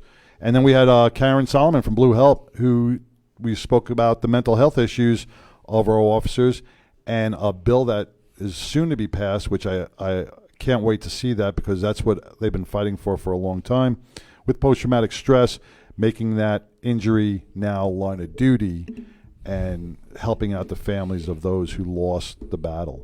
So hey, I want to welcome everybody back. Well, we got a kind of a minute before we get on down the road. I want you to go back to that thought that you had before the call came in, when you were talking about ride-alongs and yes, sorry we cut you off. Yeah, oh, that's all right. I think you're fixing to make a good thought.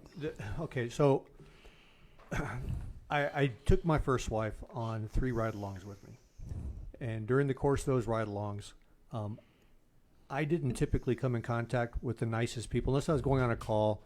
I picked and choose the people that I'd contact. So I contacted a certain group of people because I contacted people that are causing problems. Now, every time my wife was on a ride-along with me, we ended up going to the hospital and getting somebody's head stitched up. She asked me, she goes, "Do you go to the hospital every night to stitch somebody's head up?" And I said, "No, I don't." I said, "The problem is," I said, "I've got you on a ride-along with me, so I don't want it to seem like I'm showing off for anybody. So I'm actually being a little low-key, a little nice, a little too polite, and these people see it as a weakness. Because I'm not dealing with good people, I'm dealing with bad people. Right. They see it as a weakness, and they take advantage, and they take a shot. And I'm telling you, you take the shot, you're going to get a shot back. And that always resulted in a trip to the hospital to get them stitched up prior to going to the jail. I told her, I said, "Listen," I said, "the reason this is happening," I said, "because typically when I'm out here by myself or I'm with a partner, there's a certain way that I deal with these people. There's a certain bearing that I maintain, a certain tone that I maintain. They respect it. They understand it. They don't go to the hospital. They don't necessarily go to jail, but they understand this guy means business." When these cops are showing up and they're like, they display this weakness, and I'm telling you, it's exploited. These people are predators, and they understand predatory behavior, and they understand weakness, and they will exploit it. And you're going to have officers getting hurt and killed because they're not dealing with them. They're not dealing with this certain segment of society the way they need to be dealt with. Well, let me ask you on that, Mongo, because that's a great point too. And this is where you're going to see a lot more officers being hurt because they're going to second guess their actions. Absolutely. You know, you have 1/100th of a second to make a split second decision on a life and death situation, right? You second guess that incident. You second guess what you should do because you're worrying about losing your job, being indicted, whatever it is, right? You're going to die. You're going to lose your life, okay? So, someone pulls out a gun on you, you're going to think, well, maybe they should shoot first, or if I shoot first, or you can't think like that. Someone pulls a knife, well, he's only got a knife. Politicians have handcuffed our police officers throughout the country so bad that the next police officer who gets killed is on their hands because they are going to second guess themselves. You can see the effects of that already. There was a video that was played. I saw it on the internet. It's been on the news, where there was a young female officer. I don't think she had a whole lot of time on. She had to confront a knife wielding suspect, male, much larger than her, in a parking lot, and he chased her around the car multiple times, circle, or I don't know, maybe 3-4 times, maybe 5. Thank God she didn't trip. Yeah, thank God she didn't trip. Because she was running backwards. You could see she was giving him orders, drop the knife, drop the knife, drop the knife. Multiple times. And he kept closing the distance, and we all know about the circle. If you've ever been to Surviving Edge Weapons, he got pretty close. And then ultimately he chased her across the parking lot, kept getting closer and closer, and she kept warning him. I will tell you, if that had been me, or him, and we'd been in that situation, we probably would have told him 3 or 4 times, drop the knife. But as he closed that distance beyond that amount, he would have got dropped long before we ran across the parking lot. She was very lucky. She really was, because if she would have tripped over her feet in the heat of that moment, when your adrenaline's pumping and you're running backwards, trying to keep your eye on you, who's behind you, who else is coming in because of multiple ambushes on our police officers, now a guy coming at you fast with a knife. She really held her ground. She did. I give her a lot of props. How much do you think that all the stuff going on influenced her, Mongo? Well, it probably quite a bit. When officers use their weapons and they're instantly fired from the job, I can see them being put on administrative leave regardless of the circumstances, but instantly firing somebody, and then the next day we're talking about prosecuting them. Excuse me? Where's the due process? Who did the investigation? Who did the criminal investigation? Right. But the analogy used, or not, it was actually an incident with the man with the knife. That is the typical Joe Biden, an unarmed man with a knife. Yeah, shoot him in the leg. Yeah, shoot him in the leg. Can't do that. Right. Well, that mentality right there is the problem. You don't shoot somebody in the leg. You shoot to stop the threat. Yes. Did he say that, unarmed man with a knife? Yeah, he did. That's what Joe Biden I didn't know if you made a faux pas there. No, he did. That was his exact words. Unarmed man with a knife. If you're attacked by an unarmed man with a knife, that's exactly what he said. Yep. That's the mentality we're dealing with. See, and I had this in my notes, and I'm glad, because this is a great segue to this, is social justice, right? We're looking at the social media aspect of these incidences are causing politicians causing no one's getting a fair trial. No one's being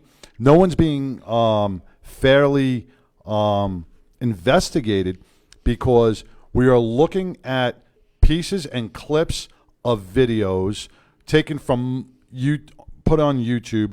We are looking at and they're usually not only pieces and clips, but they're edited by the media. They only want you to see certain aspects of that video, because that puts it in your head, oh, that's not good. Right. And plus the misinformation that's being put out there, to fire an officer for doing his job, we have law enforcement experts on Facebook who were COVID PhDs last month, and now they know everything about use of force this month. I really, Facebook School is extraordinary, because you become an expert after 2 YouTube videos. So, I'm going in for dental work next week. There is an escalation of force, and just because someone's holding a knife does not mean I have to bring a knife to that same gunfight. I can bring my gun. I could go one step above and use one step above the use of force you're using against me. So,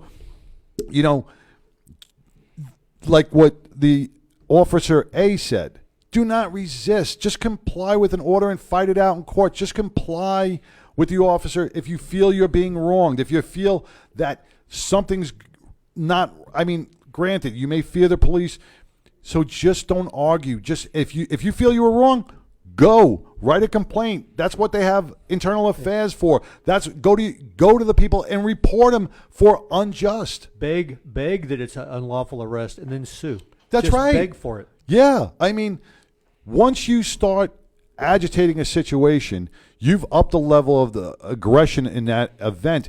So every action is going to have a reaction, and the reactions are going to be bad, because a cop is going to fear for his life, especially now in every single situation. He is going to fear for his life, because you see the cops being assaulted. You see them being ambushed. Just the other day, right here in Dallas, Cops went to break up. There had to be 100 cars. 100 cars illegally drag racing on the streets of Dallas. The cops pulled up and they were fired upon. People started opening fire on the cops. Just doing their job. Right? But if the cops did anything and say they didn't show up and one of those illegal racers killed a family of 4, then they'd be like, where are the cops? What's happening is people are not looking at what a cop's job is. You want a cop, you want to sweep all the bad stuff under the rug. You don't want to see the stuff that needs to be done to keep criminal elements off the street. And you will protest against dismantling, defunding, and everything else until you got to call 911, until a family member of yours is assaulted, or until your house is broken into. Then it's a whole nother story. Then it's, I need the cops. I want the cops. I praise the cops. Bullshit. Can't have it both ways. Because I'm telling you, if this keeps up in our nation, you will not have cops. Well, you made a good point. Was it Florida? I forget which city in Florida where someone put in a call of shots fired, possibly someone down, a couple units rolled up, and the cops called it an ambush. They were immediately surrounded by 100 people. The cops ended up getting injured. When you have fake calls like that, and there's probably others that we haven't heard of, maybe not quite as serious as that one, and you have them looking over their shoulder as soon as they get out of the car on any type of call. I saw that video. Yeah, it's going to be.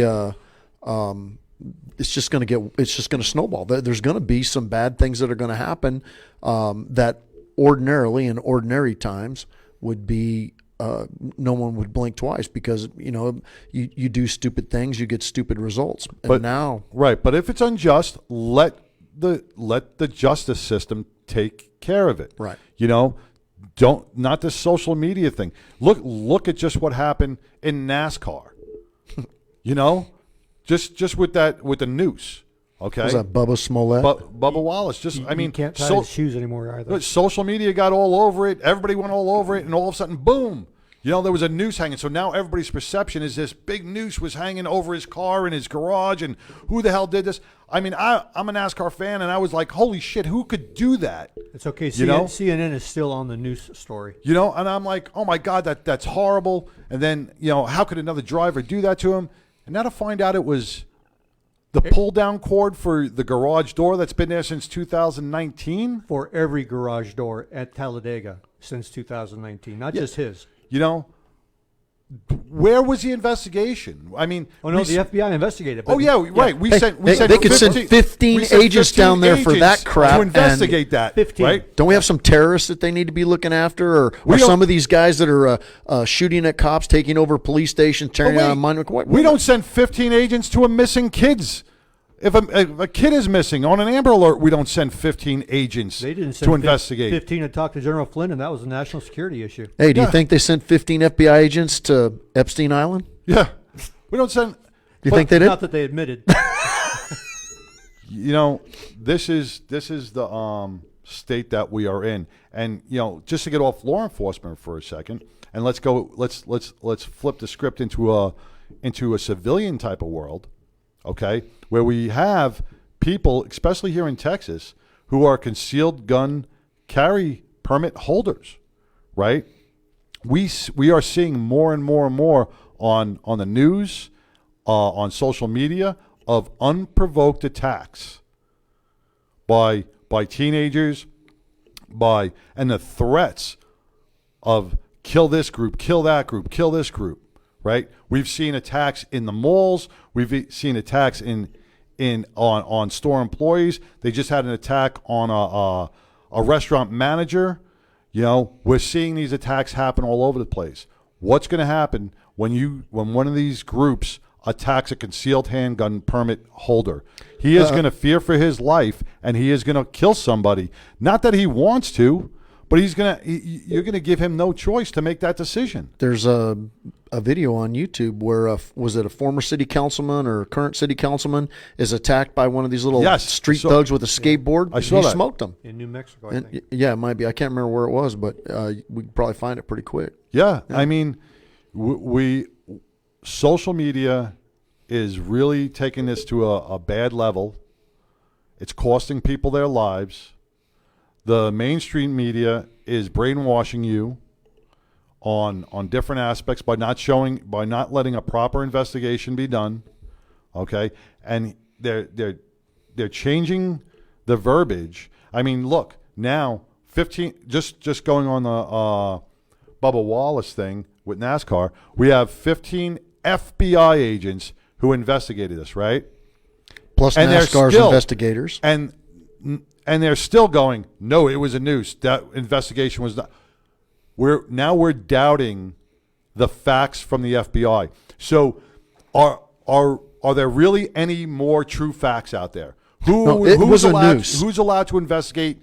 I mean, we're looking at. I mean, we even go to doing autopsies. We're doing 5, 6 autopsies from independent. This one, we're cutting these poor guys open so many times and looking for different things, and now we're investigating different things. There's nobody's getting a fair trial. No investigation is untainted. Just like what happened in New York with the Shake Shack, with the 3 NYPD officers who supposedly drank bleach. Turned out to be an accident. It can happen. Yeah. Right? It turned out to be an accident. I don't accident. know how it was only those 3 that got sick. No, but well, see, this is where the media plays it. Okay, one, and you know what? And I'll tell you right now, I fell into that same realm. I got pissed off. Okay, they said the initial reports over social media was the cops were tainted with bleach. Right, the shakes were tainted with bleach. They were throwing up. They were sick. They were rushed to the hospital. They were taken to the hospital because they felt the drinks tasted bad. Nobody threw up. Right? Then everybody's like, well, why did just those 3 get sick? Right? Or feel that it tasted bad. Further investigation. Those cops ordered those drinks off a phone app. Not in person, off a phone app. So when they got to the Shake Shack to pick up those shakes were already sealed, placed in a bag, and ready for pickup. No way of knowing that a police officer was coming for those drinks. Right? But social media took the ball, ran with it because of the current state of what this nation's in, and it caused chaos. I don't know this because I don't know all the facts that you're giving right now, but ordered off an app to be picked up by Officer Smith. I don't know. As an officer, I wouldn't do that. Okay, I'd say you're right. be picked up by G. I don't know how it was signed. I don't know how it was. I don't think it would be. I would never sign anything. I would hope not. But we have a lot of naive officers out there now. It's a good point. But through the investigation that they had, they said there was no way that they would have known that those were officers picking it up. Okay? So, I mean, this is just a point of we jump to conclusions, we go on to things without due process and proper investigations, and what happens is we end up burning down buildings, rioting, causing damage, causing more death, more harm, more assaults, racial divide, and we find out after it's all said and done, after proper investigation was done, it was either a hoax, either it was a accident, or it was justified. We need patience in America. We need to start letting law enforcement, the judicial system, take back control, gather evidence, present the evidence to the district attorney, have the district attorney look at that evidence, present it to a grand jury, and let a grand jury determine if there is sufficient evidence to proceed with the case. Facebook, Twitter, Instagram, all these other friggin' sites are not judicial due process platforms. Stop listening to them. Stop being the knee-jerk reactions on them. There's my piece. Unless it comes from Snopes, then it's cool. Well, so here's the thing about the Bubba Wallace thing. It was, if that was his mechanics bay there, it was a noose. It was definitely a noose. But then I was reminded of, how everybody's got those things in the garage, to go up in the attic, you pull the lever down, right? So I have one that hangs down over my bar. And when you walk around it, where it was situated at, if you walked around one side of the bar, it dinged you in the head. Right. So first time one of our brothers came over there and it dinged him in the head, he took it, tied it in a noose, and raised it up. Right. It's a slip knot. It's exactly. It was nothing. And what I would want to see is the bays on either side. I'd be willing to bet you they were probably tied like that too, because you could just see how it was a convenient handle, nothing more, nothing less. And whoever took it to Bubba in the first place, he said he didn't see it. It said it was brought to his attention by a crew member. Like, come on, dude. And not only that, are you so weak and soft that nobody even knew he'd be assigned that bay? Exactly. The bays are assigned at random. Those garage bays are assigned at random. So it could have been another driver getting that same that bay, and he could have been assigned to a different bay. Yeah. It's just how polarized we are right now. Yeah, and like I said, because we are so focused on social media. And we believe everything the internet says, and we run with the first 3 lines of a headline going, "Oh my God, the world is falling." We can't. Well, he got his. He hasn't won a NASCAR race yet, but he got his 30 seconds of fame and had every driver escort him down past victory lane and all that, and a big show of support. And the smile can't be wiped off his face because someone hung a noose in there, even though it was all bull crap. He got his 30 seconds of fame. Right, and you know what? With everything that's going on with sports, every sporting event is shooting themselves in the foot, from baseball to football to NASCAR. You know what? They're making everything political, and it's not even fun to watch it anymore. You know what? I understand you wanna get your point across. You know what? We learned this from the Academy Awards, that no one watches the Academy Awards anymore because every friggin' celebrity is going up there and making a political point of view. Listen, just shut up and do your acting, accept your reward, and get off the stage. We liked you in Forrest Gump. We don't like you doing this stupid shit on 15 minutes of fame. More. Get your award. Congratulations. Go. Yeah. Because you carry a gun in a movie doesn't make you an expert on guns. Right. Go back to pretending, then go home and spend your money. But don't tell us about your pretending. Everybody's using these award ceremonies as political platforms. Now we got sports. Every sporting event's using it as a political platform. I want to enjoy sports. You watch sports to get away from the political bullshit. Since you're hitting sports and all, I love Brett Favre. He was one of my favorite football players. I love the Green Bay Packers and Brett Favre. And then he came out with that stupid comment about Kaepernick the other day about comparing him to Tillman. Yeah. A man who gave up millions of dollars to enlist and serve his country for, I don't know, what do you think? What does a specialist make? $1,100-$1,200 a month? Probably. Right? So he gives up a multi-million-dollar. He was going to make, I think it was $7 million with Arizona, or it was several $1 million, whatever it was, to go to work for the U.S. government, and then he ends up being killed. That guy is a real hero, okay? Kaepernick has made millions of dollars off this crap. He's not oppressed in any way. He was, if you know his whole history, break for a commercial. Right now, you ready? Yeah. Okay. Did you finish abandoned by his birth parents, adopted by other parents who gave him the very best upbringing that they could possibly do. Went to college, played fairly well in college. He's in the situation he is right now because he can't complete a pass.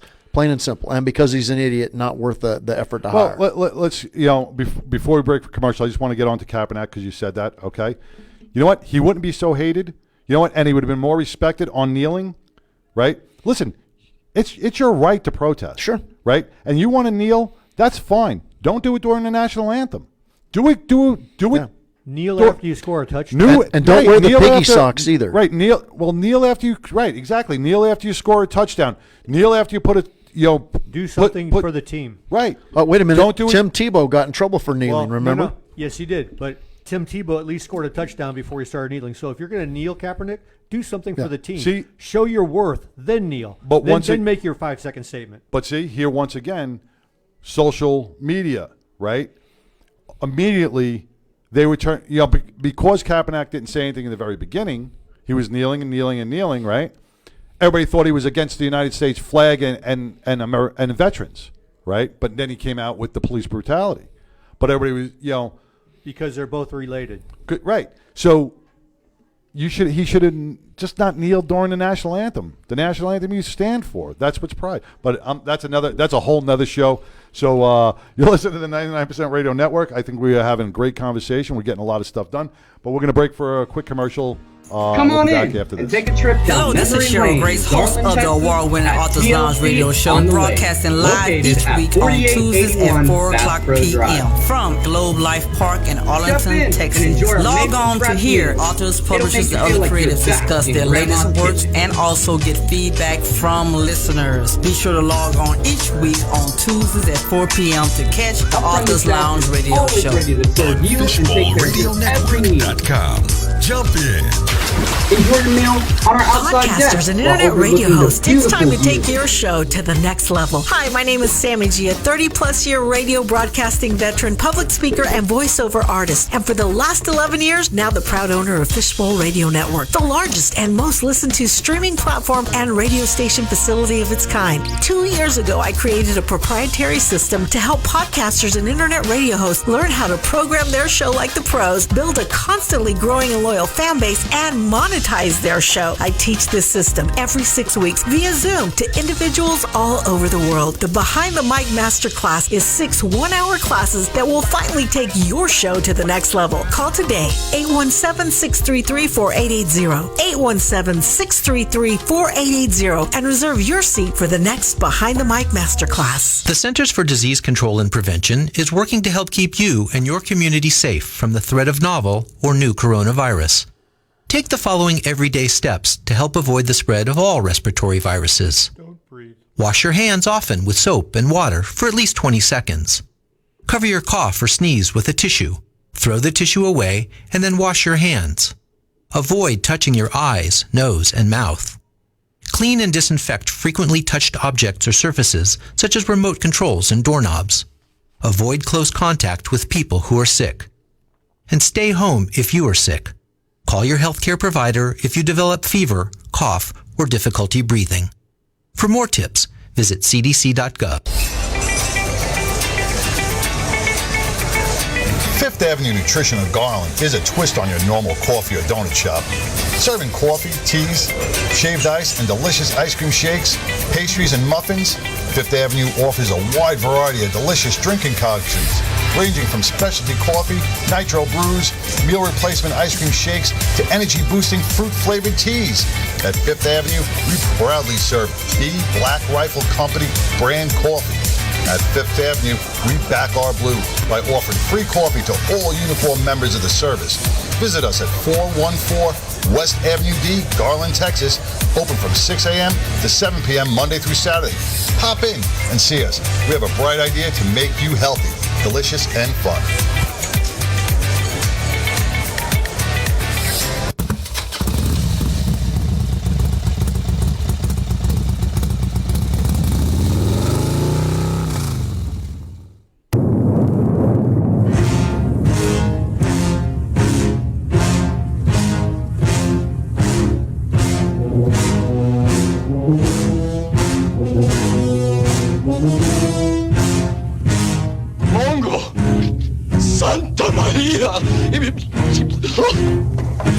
I'll believe it. And maybe one of you friends and neighbors kind of gather around and holy shit!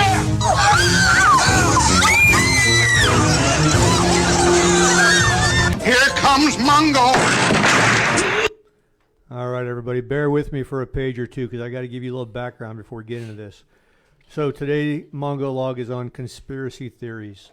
Who believes in conspiracies? New research offers a theory. Conspiracy theories have been cooked up throughout history, but they are increasingly visible lately, likely due in part to the President of the United States routinely embracing them. Or it could be as a result of the President of the United States identifying them and then proving them to be true through a subsequent investigation. I believe the above to be factors, but I think with the 24-hour news cycle, social media, both inquisitive and creative minds, there are a lot of things out there that can't be explained or need to be explained better by a variety of like-minded persons willing to offer an explanation. Given that any particular conspiracy theory is unlikely to be the subject of mainstream consensus, what draws people to them? New research by Joseph Hart, an associate professor of psychology, suggests that people with certain personality traits and cognitive skills are more likely to believe in conspiracy theories. The research was recently published in the Journal of Individual Differences, and I've never read that journal, but it's apparently one. In Hart's research, he surveyed more than 1,200 American adults. Participants were asked a series of questions related to their personality traits, partisan leanings, and demographic background. They were also asked whether they agreed with generic conspiratorial statements, such as, the power held by the heads of state is second to that of small unknown groups who really control world politics, and groups of scientists manipulate, fabricate, or suppress evidence in order to deceive the public. It's been determined that half of the U.S. population believes in at least one political or medical conspiracy theory. So belief in conspiracy theories is far more normal than many of us might think. Just for the record, and I didn't participate in the survey, both of these generic conspiratorial statements are absolutely true. Previous research has shown that people gravitate towards conspiracy theories that affirm or validate their political view. Republicans are vastly more likely than Democrats to believe that Obama birther theory or that climate change is a hoax. I never personally investigated Obama's birth. However, there is substantial evidence that he applied for college as a foreign student. That he was born? So, in the case of Obama's birthplace, just hang on, brother. He is either a foreign born or he's a cheating liar who fraudulently applied for college. As for climate change being a hoax, there are more than a few climate scientists who actually say that they were told to lie about climate change. I believe climate change has been around since the beginning of Earth and will continue to exist through the end of Earth. It's just what Earth does. Taxing us and giving those tax dollars to foreign countries is the hoax. Democrats are more likely to believe that Trump's campaign colluded with the Russians. Just for clarification, as it turns out, Adam Schiff is a lying piece of shit, and there was no collusion between Trump and the Russians. The study also showed that conspiracies have distinct cognitive tendencies. Conspiratists have distinct cognitive tendencies. They are more likely than non-believers to judge nonsensical statements as profound, a tendency known as BS receptivity. Now, I have to make a distinction here. My BS meter is usually fairly dialed in. I'll listen to your story or your theory, and I'll wait until you finish before I call bullshit. I will, however, call bullshit when I hear it. I'll also spend a little time researching what has been said to see if there's some truth involved. So what does all this research mean? First, it helps to realize that conspiracy theories differ from other worldviews in that they are fundamentally gloomy. This sets them apart from the typically uplifting messages conveyed by, say, religious and spiritual beliefs. At first glance, this is a conundrum. However, if you are the type of person who looks at the world and sees a chaotic, malevolent landscape full of senseless injustice and suffering, then perhaps there is a modicum of comfort to be found in the notion that there is someone or some small group of people responsible for it all. If there's something going on, and then at least there is something that can be done about it. To these statements, I will tell Dr. Hart to turn on the TV and watch the news. Drive to any large city, go to the city center, find the streets that are named with numbers or after assassinated civil rights leaders, and take a look around. Researchers hope the research advances the understanding of why some people are more attracted to conspiracy theories than others. But he said it's important to note that the study doesn't address whether or not conspiracy theories are true. Can I just stop you real quick on that? See? What's your opinion on, because I mean, there's always conspiracy theories on everything, right? So would you say there's a little bit of legitimacy to each conspiracy theory? A fraction of truth? Yes, and I get to that at the very end. I'm sorry. But no. And basically, I'll spoiler alert. I've always been of the theory where there's smoke, there's fire. Right, okay. So there's something. It's just a matter of how it's manipulated. Okay. But kind of like politics. Good question. Okay, so where were we? Okay. But he said that it's important to note that the study doesn't address whether or not conspiracy theories are true. In the old days, people cite information from books, print newspapers, major network TV news, and experts. That has shifted dramatically since the invention of the internet by Al Gore, by the way. Mm-hmm. Yeah. One result has been that the expertise is now devalued and knowledge has been widely distributed. Just how much the internet is increasing belief in conspiracy theories isn't clear, but we do know that for many people these days, going down the rabbit hole is primarily an online experience.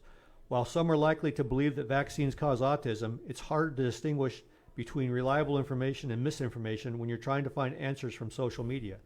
The nature of search algorithms is such that once you click on something related to a conspiracy theory, you're more likely to see something else related to a conspiracy theory. All of us are susceptible to confirmation bias. That's true. Yeah, it is, and it is the tendency to reinforce pre-existing beliefs when we look for information. With the amount of information available online that's tailored to our interests and preferences, we are now living in the era of confirmation bias on steroids. Research has shown that belief in one conspiracy theory predicts belief in others. The general psychological makeup of those who believe in conspiracies, therefore, appears to be shared across different conspiracy theories. Ridicule and argument don't appear to be effective strategies if you're trying to change hearts and minds. At their core, conspiracy theorists believe beliefs are often rooted in lack of trust in institutions. Empathetic listening is usually the best place to start. The greatest potential lies in reaching out to the inquisitive minds and looking for answers, such as flat earthers or anti-vaxxers who are trying to resolve the disparities between mainstream scientific knowledge and what they're seeing on YouTube. For those who are so far down the rabbit hole that they are putting out conspiracy theory videos themselves on YouTube, they can be highly resistant to change. So that's the boring part of the conspiracy theories and the psychological makeup of the freaks who believe in them. Now let's talk about the fun stuff. So here are some of the more widely known conspiracies. I was having fun. I was too. We're about to have it. It's the roller coaster. You mean there's more? Tell us. We just got to the top of the first hill. According to one conspiracy theory, there's a belief that a secret Illuminati of global leaders actually run all world governments. The WEF, or World Economic Forum, is actually part of a sinister plot to create a new world order. It is believed that this super secret society has penetrated governments, finance, science, business, and the entertainment industry with one goal in mind: world domination. There is no real evidence to support the myth, but many people across the world subscribe to it. The WEF is an annual meeting of a bunch of world elite Illuminati who come out and tell us what exciting things they have planned for us. This group of rich and powerful players in the world meet every year in Davos, Switzerland. 89-year-old George Soros is part of this organization, and before he dies, his hope is to see the internal destruction of America. How else can we listen to his words in Davos, Switzerland, track his funding of American political races, and pay attention to what he says about President Donald Trump, capitalism, the leftist causes he backs, and the leftist open society foundations that he runs, and come to any other conclusion? Marilyn Monroe's suicide death has long been questioned, with many believing she was murdered to prevent her from revealing political secrets. In 2011, Osama bin Laden was killed by U.S. Navy SEALs and buried at sea, but now conspiracy theorists claim that it was all a lie and he is still alive. Ever since Apollo 11 landed on the moon, conspiracy theorists have suggested that the landing was forged by NASA with the aid of other organizations. The most notable claim is that the 6 crewed landings from 1969 to 1972 were faked, and the 12 Apollo astronauts did not actually walk on the moon. Various groups and individuals have made claims since the mid-1970s that NASA and others knowingly misled the public into believing the landings happened by manufacturing, tampering with, or destroying evidence, including photos, telemetry tapes, radio and TV transmissions, and moon rock samples. Regarding the missing telemetry tapes, there have been several official investigations and searches for these tapes.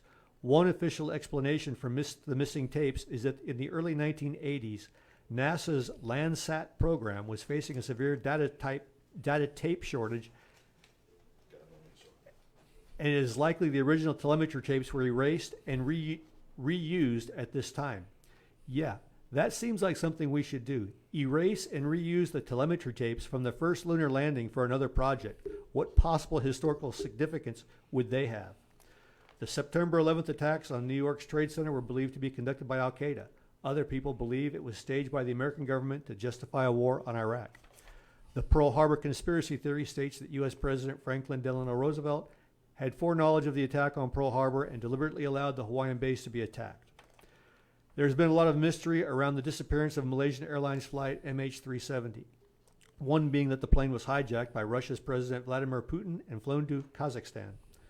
Some conspiracy theorists believe that the remains of a crashed UFO spacecraft were stored at Area 51, where government scientists reverse engineered the aliens' highly advanced technology. When asked directly about the existence of wreckage of a UFO spacecraft, President Trump has been cryptic in his response. leading some people to believe that we actually do have UFOs, crashed spacecraft, and aliens at the secret military facility. May I comment on that one? You may, sir. So, in the news today, as a matter of fact, it was reported that the president's son, Eric, asked him about that. And he said he got kind of a cryptic response. Well, today, there was an article in the news that showed those the video taken from the F-18s when they filmed the whatever they were. And one of the Senate committees called them back to call the DOD back in to address that particular issue after they received the briefing, watched those videotapes and stuff. It's posted on the Fox News page. I read it today as we were coming in, as a matter of fact, saying that they did not receive adequate answers from DOD about if they're not ours, then they pose a threat to us because clearly their capabilities are above and beyond ours. And then the president put something out there like he was asked, well, do you know what's at Area 51? Are there aliens there? Whatever. And he left a very cryptic answer out there like, I might know more than what I'm saying. So that one might have some actual truth to it. What, Area 51? Well, listen, Mulder, the answers are out there. Hey, I saw Men in Black. It's true. Ooh, good comeback, buddy. That was pretty good. Okay, continuing. The Protocols of the Elders of Zion. This is a fabricated anti-Semitic text purporting to describe a Jewish plan for global domination. The hoax, which was shown to be plagiarized from several earlier sources, some not anti-Semitic in nature, was first published in Russia in 1903, translated in multiple languages, and disseminated internationally in the early part of the 20th century.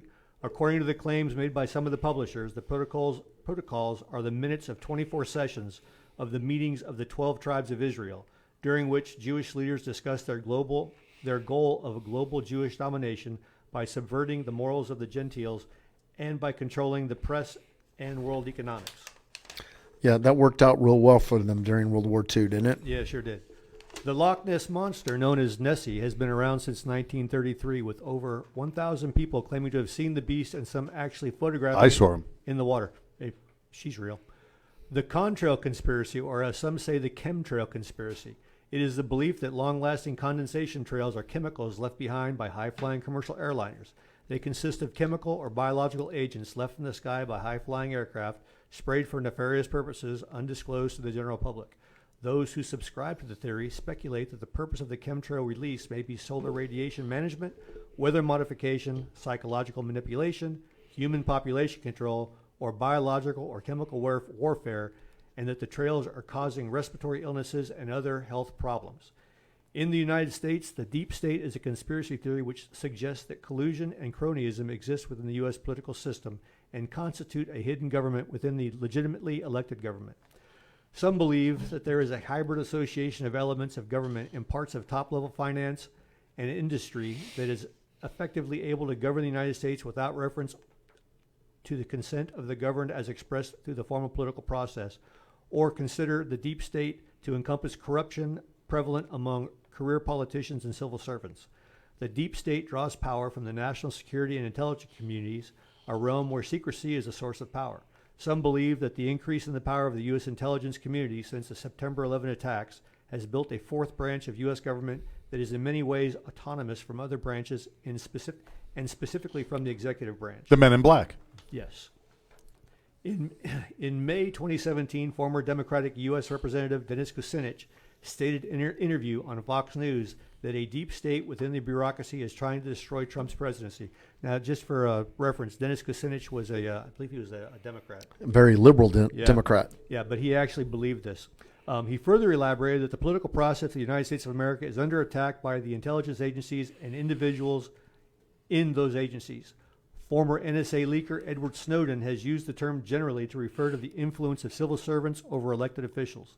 The deep state is not just the intelligence agencies. It is really a way of referring to the career bureaucracy and government. These are officials who sit in powerful positions, who don't leave when presidents do, who watch presidents come and go. They influence policy and they influence presidents. On March 20th, 2018, Senator Rand Paul said absolutely there is a deep state because the deep state is the intelligence communities that do not have oversight. He further stated that the CIA director briefs 4 Republicans and 4 Democratic senators and not the entire U.S. Senate. He claims there is no skeptic among the 8 senators that are briefed. In February 2020, Trump cabinet member and acting White House Chief of Staff Mick Mulvaney, when asked if the deep state working against Trump exists, stated that was absolutely 100% true. Beneath the politics of convenience is the reality that a large segment of the United States government really does operate without much transparency or public scrutiny and has abused its awesome powers in a myriad of ways. President Donald Trump supporters use the term to refer to allegations that intelligence officers and executive branch officials guide policy through leaked or other internal means. According to a July 2017 report by the United States Committee on Homeland Security and Government Affairs, the Trump administration has been hit by national security leaks on a nearly daily basis at a far higher rate than its predecessors encountered. The Washington Post's longtime conservative columnist, the late Charles Krautheimer, said of the belief in the deep state, "I don't believe in the Tooth Fairy, the Knights Templar, Bilderberg, the Protocols of the Elders of Zion, the vast right-wing conspiracy, or for that matter, a vast left-wing conspiracy. Are there U.S. government individual bureaucrats and Democratic holdovers that would love nothing more than to damage Trump? Yeah, of course there are. Is there concealed web of conspirators, malevolent, permanent, hidden shadow government? Rubbish. And I would add to that, Lee Harvey Oswald acted alone without the help of Ted Cruz's father." Now that was Charles Krautheimer's statement. Now, to this statement by the late Charles Krautheimer, who I, Mongo, admire, I say, Charles, at this, you are wrong and naive. I've always subscribed to the policy of where there is smoke, there is fire. Do I believe there is validity to these conspiracy theories? In some cases, yes. In some cases, probably no. And in some cases, I just don't know. Do I believe the government is keeping secrets from us? Absolutely, yes, but probably with a good reason. Do I believe that they should give us more information regarding some of these? Absolutely, yes. They, however, probably will not. I distrust the government, and there may even be times when I don't believe my lying eyes. There's a lot of shit out there that I can't explain, and probably a lot of stuff out there that I don't want explained. Suffice it to say that there is more to learn about these very brief thumbnail descriptions of the before-mentioned conspiracy theories. And that, my friends, is that. My name is Mongo. I drink whiskey, smoke cigars, and know things. Mongo is out. Candygram for Mongo. Candygram for Mongo. Hey, Mongo. Sign, please. Thank you. Mongo like candy.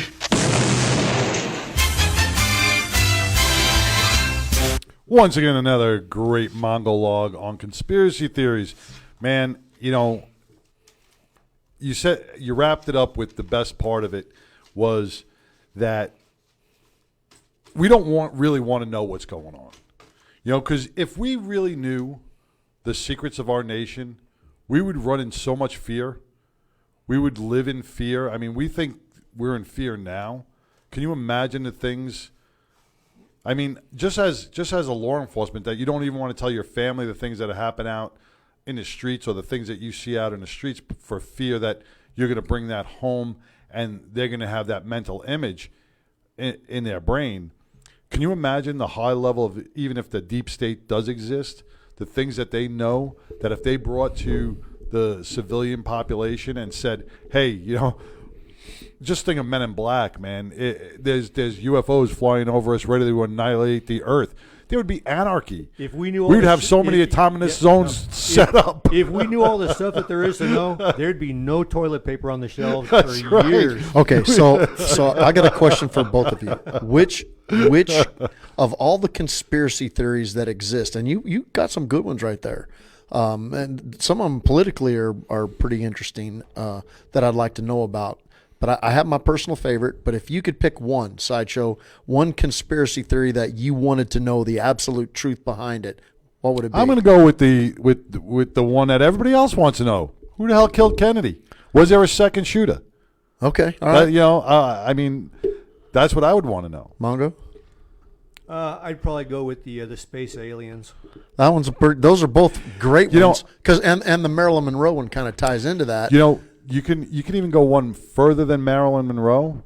You know, when you look at Jimi Hendrix, there was conspiracy theories about Jimi Hendrix that because he was singing about peace and love, and you know his whole riff back in the '60s, that government agencies had him taken care of because they didn't want him to spread his word through music.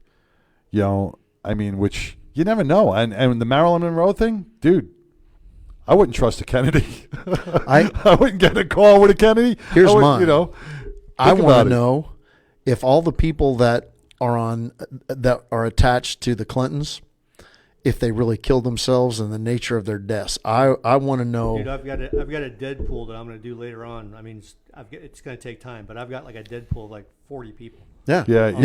I want to know the truth behind that. You know, but you won't. You No, won't. you I never mean, we will, still don't. Like I said, we still don't know who killed Kennedy, and you know, it's just where the missing emails went. Yeah, it's stuff that's never going to be brought to the public's attention. But you know what? Really, on a serious note, when you see stuff that's happening around us now politically, when you look at the General Flynn and the investigation into Trump collusion, when there was clearly none, and the FBI knew there was none, they knew it, and they kept that shit going.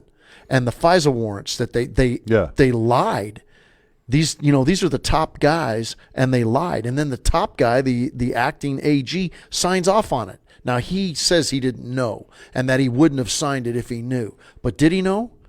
I mean, did he? We don't know. You know, that I think is the deep state that Trump is referring to. You have these career people, as he said, that presidents come and go, and they're in office for, their office for 20, 30 years, and they want things run their way, and they're willing, especially if they hate someone like Trump, they're willing to go to any lengths, break laws. Who cares? No one's going to catch them, they think.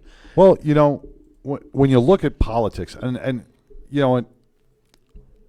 you can't tell me, and I don't care who it is, and I know we have friends that are running for politics, and they're kissing babies and eating pizza and blah blah blah blah blah.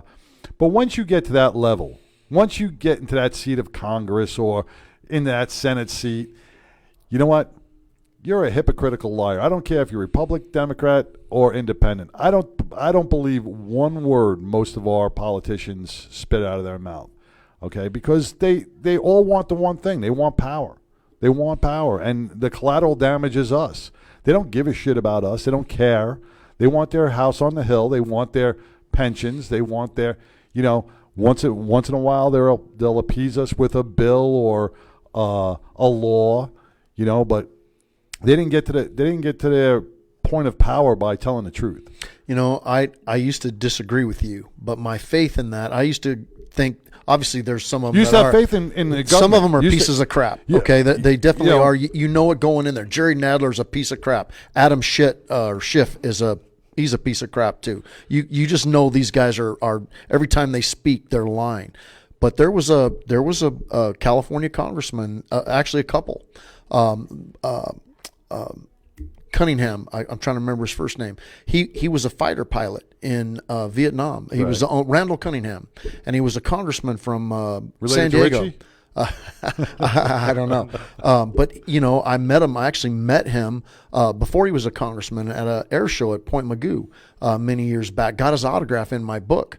I knew everything about his plane. Showtime 100. I knew that story front and back because, I thought he was just he was a great naval the only ace of the Vietnam War. Well, I take it back. I misspoke.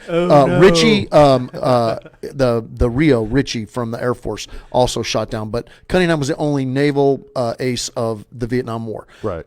But then he gets elected to Congress, and he helped pass the bill where police officers could carry across state lines and everything. Right. And that was a number of years ago. I forgot what it was called now. But I had a lot of respect for that guy. He was always up for veterans things. But then, come to find out, he was a crook, man. He was on the take, went to jail. Then more recently, there was another congressman from California. 12 cried for days. I was, yeah. Did you rip up his autograph? Chewed bubble gum, laid in the bathtub. No, I still have it in my book. But there was another congressman, a Republican, another conservative guy, also a member of the military that I had great respect for. Always talked about veterans efforts, always talking about what he was doing. Well, he got accused of doing some things illegal with his campaign money. Come to find out, he was hiring hookers, gambling, and stuff. Well, then when he got caught, he denied. And then as the investigation progressed, it was like, it was my wife's fault. She did it. She made me do it, and then finally said, "Nah, all right, I did it." See, now he's guilty. So it goes to your point. It's like, I respected you, dude. You're supposed to be standing up for something, and you're just as big a piece of crap as Adam Schitt is. Listen, it's just my opinion, but when you get accused of doing stuff with hookers, you should leave your wife out of the conversation. It's just not going to go well. No, I really believe every politician goes in with good faith. I do. I do, because I've met a lot, and like you said, I think every politician goes in with a good heart, good faith to change, to do something good, to make better in his community or whatever. But somewhere along that power line, that power struggle, becomes the corruption, the deceit, the lies, because I don't think if you're an honest politician, I don't think you'll make it to the top. Well, I don't think you'll get to that be part of that power play, because the rest of the ones that are in there for 45 years will shun you. You mean the ones that come out multimillionaires might be doing something illicit? Right. Inappropriate funds through inappropriate misuse of campaign funds or donations or whatever. I think mostly every politician has done that who's collected funds. And maybe that's why they don't like Trump, because they can't corrupt him, because the dude's been with more supermodels than you can shake a stick at. They can't, he could have he probably still to this day, and he sleeps with a supermodel now, but he could have any woman he wants. You can't corrupt him with money, because he has all the money he needs. He has a business, you know what I mean? But I heard a politician one time say what happens is when you get in that system and you go to Washington, the system looks for, well, what's this guy's weakness? Oh, he's into drugs. He likes little boys or little girl. No, you look at me. Another Republican that I at one time thought was a decent politician, Denny Hastert, former Speaker of the House, third in line to the presidency. He's in federal prison right now for fooling around with little boys. Well, you know what I'm saying? That system. You're gonna cooperate with me on this because I'm gonna feed what your weakness is, and then I'm going to, when I need it, I'm gonna pull that chain, and you better be with me. But it's not only that, and it's dirty play. It's not only that though. It's the votes. All right, the votes within Congress. The Republicans trying to get Democrat votes, the Democrats trying to get Republican votes. They will use every dirty trick or dollar amount to sway you to do that vote. You turn around and say, like you said, a politician that has a hooker fetish, right? And now the Democrats want him, so they'll say, all right, we'll send you 5 hookers a day, if you just vote yes, right? He's going to vote yes now. He doesn't even give a shit what the policy is. He's going to vote yes because now he's getting 5 hookers a day or whatever. I watched 5 a day. Well, 5 a day. Well, hey, listen, that's conservative. Well, you got morning. Liberals can't handle 5 a day. No, you got morning, brunch, lunch, twosome, happy hour, and dinner. That's 5. Okay, I'm with you now. So anyway, now I'm all. If you ever watched, speaking about people that playing with little boys, I watched House of Cards, Kevin Spacey. But piece of crap. Yeah, but let's even get by that with what happened. If you watch House of Cards, man, it shows really what dirty politics is all about. And this is stuff you see on House of Cards. You're not going to watch. They're not going to show you on the West Wing on regular TV. And then you watch a movie like Designated Survivor, right, where Keith Sutherland tries to play the honest politician, and how he gets, killed by the Republicans, Democrats, because he's an independent. So it really brings to light, these two shows, what our government is really about sometimes. There will never be an honest president like Jack Ryan. Good point. Yep. When was he president? Jack Ryan? In the Tom Clancy novels. Don't read much, do you? I was like, I don't remember Jack Ryan. He started off as a low-level intelligence analyst, worked his way up, and eventually became president. And then he killed those dang Irishmen. There will never be an honest president like Jack Ryan. You can actually, and let's just swing this back to our Back in the Blue. because like politics, right? You've all worked with them. I've worked with them. We've worked with those cops, right, that moved up the ladder, right? That moved up the ladder, that went to lieutenant, that went to become a boss, right? And then they go, then they go beyond the test-taking civil service ranks for the appointments, right? So you could see the change in people as soon as they reach that point where they are next to be appointed by somebody. So their values change, their whole inner person changes, like going to inspectors and commissioners and chiefs. When you have to play the game of whatever politician is there to appoint you. So you could be a dead set Republican, right? And the person who's going to appoint you is a far left extremist Democrat.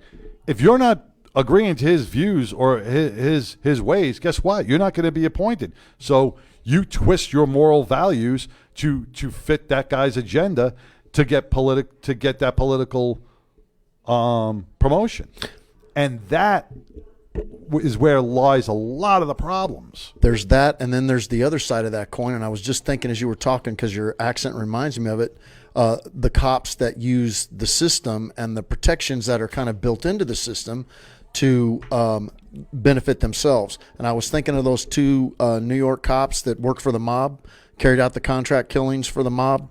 That was my ex-wife's first cousin. Louis Ippolito. Yep. Louis Ippolito, and I forgot his partner's name. And for years, they used the system to their benefit to protect themselves and then to protect the mob as well. And if I recall correctly, it wasn't until one of them had the balls to write a book about his experiences the mafia cop, and one of his victims' mothers saw him and there goes, "That's the guy that killed my son." Yeah, they did federal prison. I think they're both dead now. They did some federal time. But, throughout history, you've had that. I mean, you had the Mullen Commission, you had the Knapp Commission, you had, Serpico. Look at Serpico back in the 70s. And this is where you see progression in the way policing is done in New York City. I mean, back in, the early 30s and 40s, every single cop was corrupt. They were getting paid off by everybody. I mean, you would bring your car to the motor pool, and they would put money in the ashtray, and then you would take that money and you would go get, undocumented cigarettes, and you bring them to the motor pool, or liquor or whatever. And that was back then. Because if you watch the movie Serpico, just the movie presentation, yes, they were still corrupt in the 60s. Yeah, and that's when the whole Knapp Commission came out. Right. A movie. So, you're always going to have that, but corruption was rampant. When you talk about systemic, if you weren't corrupt, then you weren't a cop. You didn't have much backup either. You didn't have much backup. So, but you see how far we've progressed, where now it wasn't so much a systemic problem as an internal precinct problems with certain individuals. Because even when I got on, we had the Justin Volpe case where they sodomized a perpetrator, a guy that they arrested in the bathroom. He's doing jail time. And then you had, Mike Dowd, who was shaking down drug dealers. And then you had Henry Winters in the 7-7, my old precinct, just before I got there. They were shaking down drug dealers and stealing their money. And that was in the late 80s. And then, now I think it's so it's not as prevalent. You do have one or two, or out of 38,000 cops, I think there are on the police force. Maybe you have a small handful that are doing stuff and haven't been caught yet. But for the majority of those cops, they've eliminated the corruption areas of policing as it's progressed. And I think the same thing's going to happen over time with excessive force. Well, they say 1% of everybody is bad. And I would say that number within the law enforcement community is probably smaller only because of the the background process that they go through to get to that position. Right. That's not to say that there's not a percentage, whatever that number might be, that are bad within that organization, within that career field, because not all cops are good. You're going to have bad ones, because no matter what group of people you have, you're going to have a bad group. Well, look, you don't hear it as prevalent as much because the news doesn't carry it. But and I'm not, firefighters. You have firefighters that are arsonists that just love going to fires, so they'll light shit on fire just to go to the fire. That happens a lot. That happens a lot. Yeah, there was a Glendale fire inspector that he wrote books because he was such a great investigator. Well, he was a great investigator because he was the one that was setting the fires. Right. He knew how they were lit. Until he actually killed somebody. Then they started investigating, and he went down. They had a nurse just in Long Island, and he was called the Angel of Death. Right. Remember that he was killing elderly, thinking it was mercy killings, and then we had one that was giving a nurse was giving drugs so he could save their lives and be held a hero. Each profession has somebody with some bad demons in their brain. So I got one for you guys, and I'd like to hear your take on it. Maybe we get him back on the show sometime and talk to him about it. But Jay Dobbins, we've had him on the air, and he's a friend of the show. So y'all know what happened to him, what his story was. They sent him in deep undercover, several-year investigation. Same thing with Billy Queen, and then his guys turn on him. When stuff hits the fan, his guys turn on him and start saying, well, you were with this particular 1% club for a number of years, and, we kind of think maybe something's up with you. And, this dude's a hero. You've sent him in to do the worst stuff with the worst people around, and putting him in all kinds of compromising situations where he's got to think like this. And if you read his book, or Billy Queen's book, or there's several others are out there like that, where they got to make these split-second decisions like that and walk that razor blade. And then it's a fine line, man. Yeah, and then your admin line. Starts throwing shade on you, going like, we don't really like this too much. And Brasco, all it takes is one word. Donnie Brasco's another one. Yeah, it was the same one. 5 years he did under. Yeah, and you look at the guys that went undercover, and you cannot expect someone to go that deep undercover and not change their lifestyle and become part of that group. You can't. You would never be able to do it as any human being to say, we had somebody in the NYPD. She went deep undercover into the Aryan Nation in Staten Island, and she was living and partying with these guys day in, day out. She had put tattoos on her body, right, so she could fit in, and like a long investigation. This was years and years and years of investigation. I mean, she had all these anti-Semitic tattoos on her body. She had, because she went so deep undercover, and that changes your mindset. That brainwashes you. Even though you're there to do a job, you can't help not to. A switch in your brain is going to flip. And I think that girl later on took her own life because she just couldn't take it no more. Those weren't her true values, but the job screwed her up so much by placing her in those positions. And just like, Jay, they placed him in that position. Donnie Brasco placed him in that position.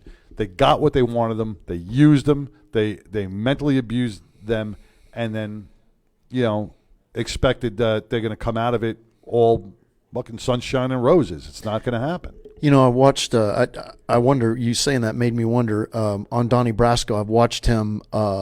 I can't remember what's his real name, Sideshow. Joe Pistone. Joe Pistone.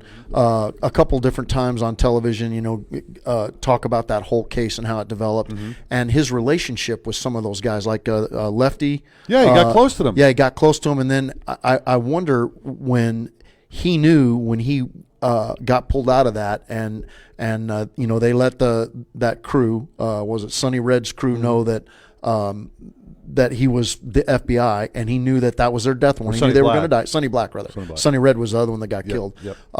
They went to him, said, "Hey, you got a chance to come out." Well, he wouldn't do it, but then the Lefty I can't remember what his real name was now, but he got killed. And 'Cause Joe he vouched for him. Pistone, He vouched for him. Joe Pistone said he felt that. He knew that guy was going to be killed. He knew he was going to be killed.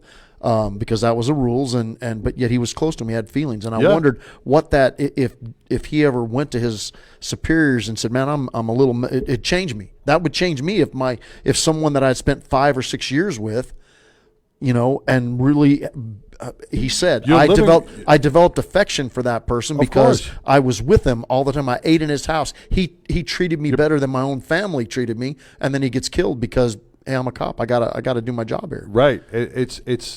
I can't imagine what that does to your brain mentally. Being undercover is one thing. Being deep undercover into these organizations, it has to change you because you're living with them 24/7. You're partying with them. You get to see. You don't see the criminal element anymore. You get to know them personally. Because a lot of these people, a lot of these criminal elements, like in the mafia, they're people. So yes, they have families. Yes, they have kids. You see the others. When we talk about humanizing the badge, well, you could flip that and go humanizing the criminal. Because even when I was doing stuff with the organized crime division, we'd go to stakeouts or we go to the people's houses, and their dads, their brothers, their husbands, their wives, just, they're a criminal on the outside, but they're still a person on the inside, And it's hard because when you're deep undercover, you see that. You see them hugging and kissing their kids and buying them toys and treating their wives good. But then you see the criminal aspect when they go out in the public. They're sociopaths, murderers. Yeah, it's a friggin' hard line, man. I don't know how anybody can do it, and I give praise to Jay and Joe and all the others out there, Billy Queen, that do it. Yeah, Billy Queen. It's something that God, it's tough work. But once again, these guys put their lives on the line. Joe Pistone, I think there was over 200 indictments in racketeering and stuff. He really dismantled a lot of the infrastructure of La Cosa Nostra. So I think what we're saying as we kind of head towards the end of today is that law enforcement's a tough job. And it is. And it takes a toll from the rookie patrolman, pushing a cruiser around a beat to somebody like Pistone that goes undercover for 6 years and is a hero. He's a law enforcement god. Jay Dobbins, in my opinion, right. Law enforcement god. Billy Queen, same thing. I know there's some that would dispute that, but that's my opinion. It's a tough job, and I think that we can again say we have their back. We've been there and done some of the same things. We've suffered some of the hardships. We've had the family dynamics involved in it. We've gone through divorces. We see the ghost of our past. It's a tough job. And now I say, now more than ever, our law enforcement needs us to step up. And I said this today earlier when I was doing the promo for the show. If you wear an LE cube on the back of your cut, I would hope that you would join the 99% Radio Network and these other clubs that we've seen on our page speak out emphatically in support of our law enforcement officers.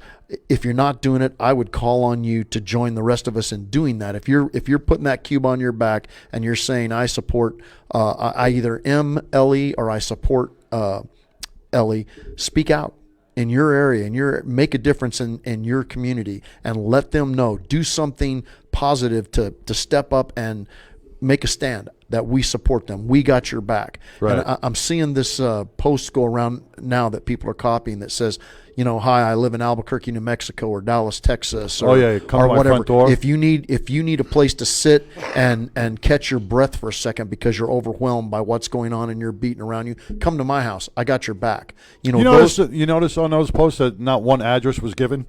Come to my house. If you could find it. Yeah. Well, they probably can. But it's the point that person is taking a stand, and they're saying publicly, I support our boys in blue. I don't like bad cops. I don't want to have anything to do with bad cops. They should be punished, kicked out, thrown in jail, punishment fit the crime. But if you're a good cop and you're out there just trying to earn a living and support your family and keep your community safe, then we got your back. Right. And I think all of us that have the LE Cube on our back should make an emphatic statement that we support, our particular. We support all law enforcement, but especially those in our own backyard. I agree 100%. And on just following up on that, you know what? We as a society, we as a nation, cops are held to a higher standard. Everybody says that. Everybody knows that, right? And law enforcement officers' use of force is different than most of the civilians. So, you know what? You cannot judge him on the initial actions. There has to be due process. These politicians who are firing these cops on the drop of a hat without investigating are starting a very, very bad precedent. And that ripple effect's going to affect a lot of cops across the nation where they're not going to do anything because of this. This has to stop now. Let due process and the judicial system work its way. Okay? Wrong is wrong. Okay? Good cops got to call out bad cops because you see how one bad cop can affect 900,000 sworn law enforcement officers throughout the nation and their families. Okay? So we can put a stop to this. Call them out. And don't be so quick when you see the news and you see a clip on the news of something a law enforcement officer does. Even if you're a force expert, I tell my wife all the time when we see these clips, she goes, "Oh, that looks bad." She goes, "That cop's not, that's going to be problems for him." I go, "Probably." I said, "But you know what? I don't know what happened 2 minutes before that, and I don't know what happened after it." I said, "Let's wait till the investigation's over before we pass judgment." So don't be so quick to pass judgment because most of you out there aren't use of force experts. A lot of you might be. Oh, they got that degree on Facebook. Unless you have your Facebook degree on police officers' use of force. And Facebook PhD. Unless you saw that video, the full video, like what from the beginning, even maybe some surveillance video that happened that's not on the phone camera, you don't know what happened. So you can't necessarily pass judgment based on the 5-second clip that CNN showed because that I guarantee that's going to be a bad clip. Yeah. Context matters. There's a lot of things that lead up to it from the minute that 911 call is placed to dispatching it to the officer.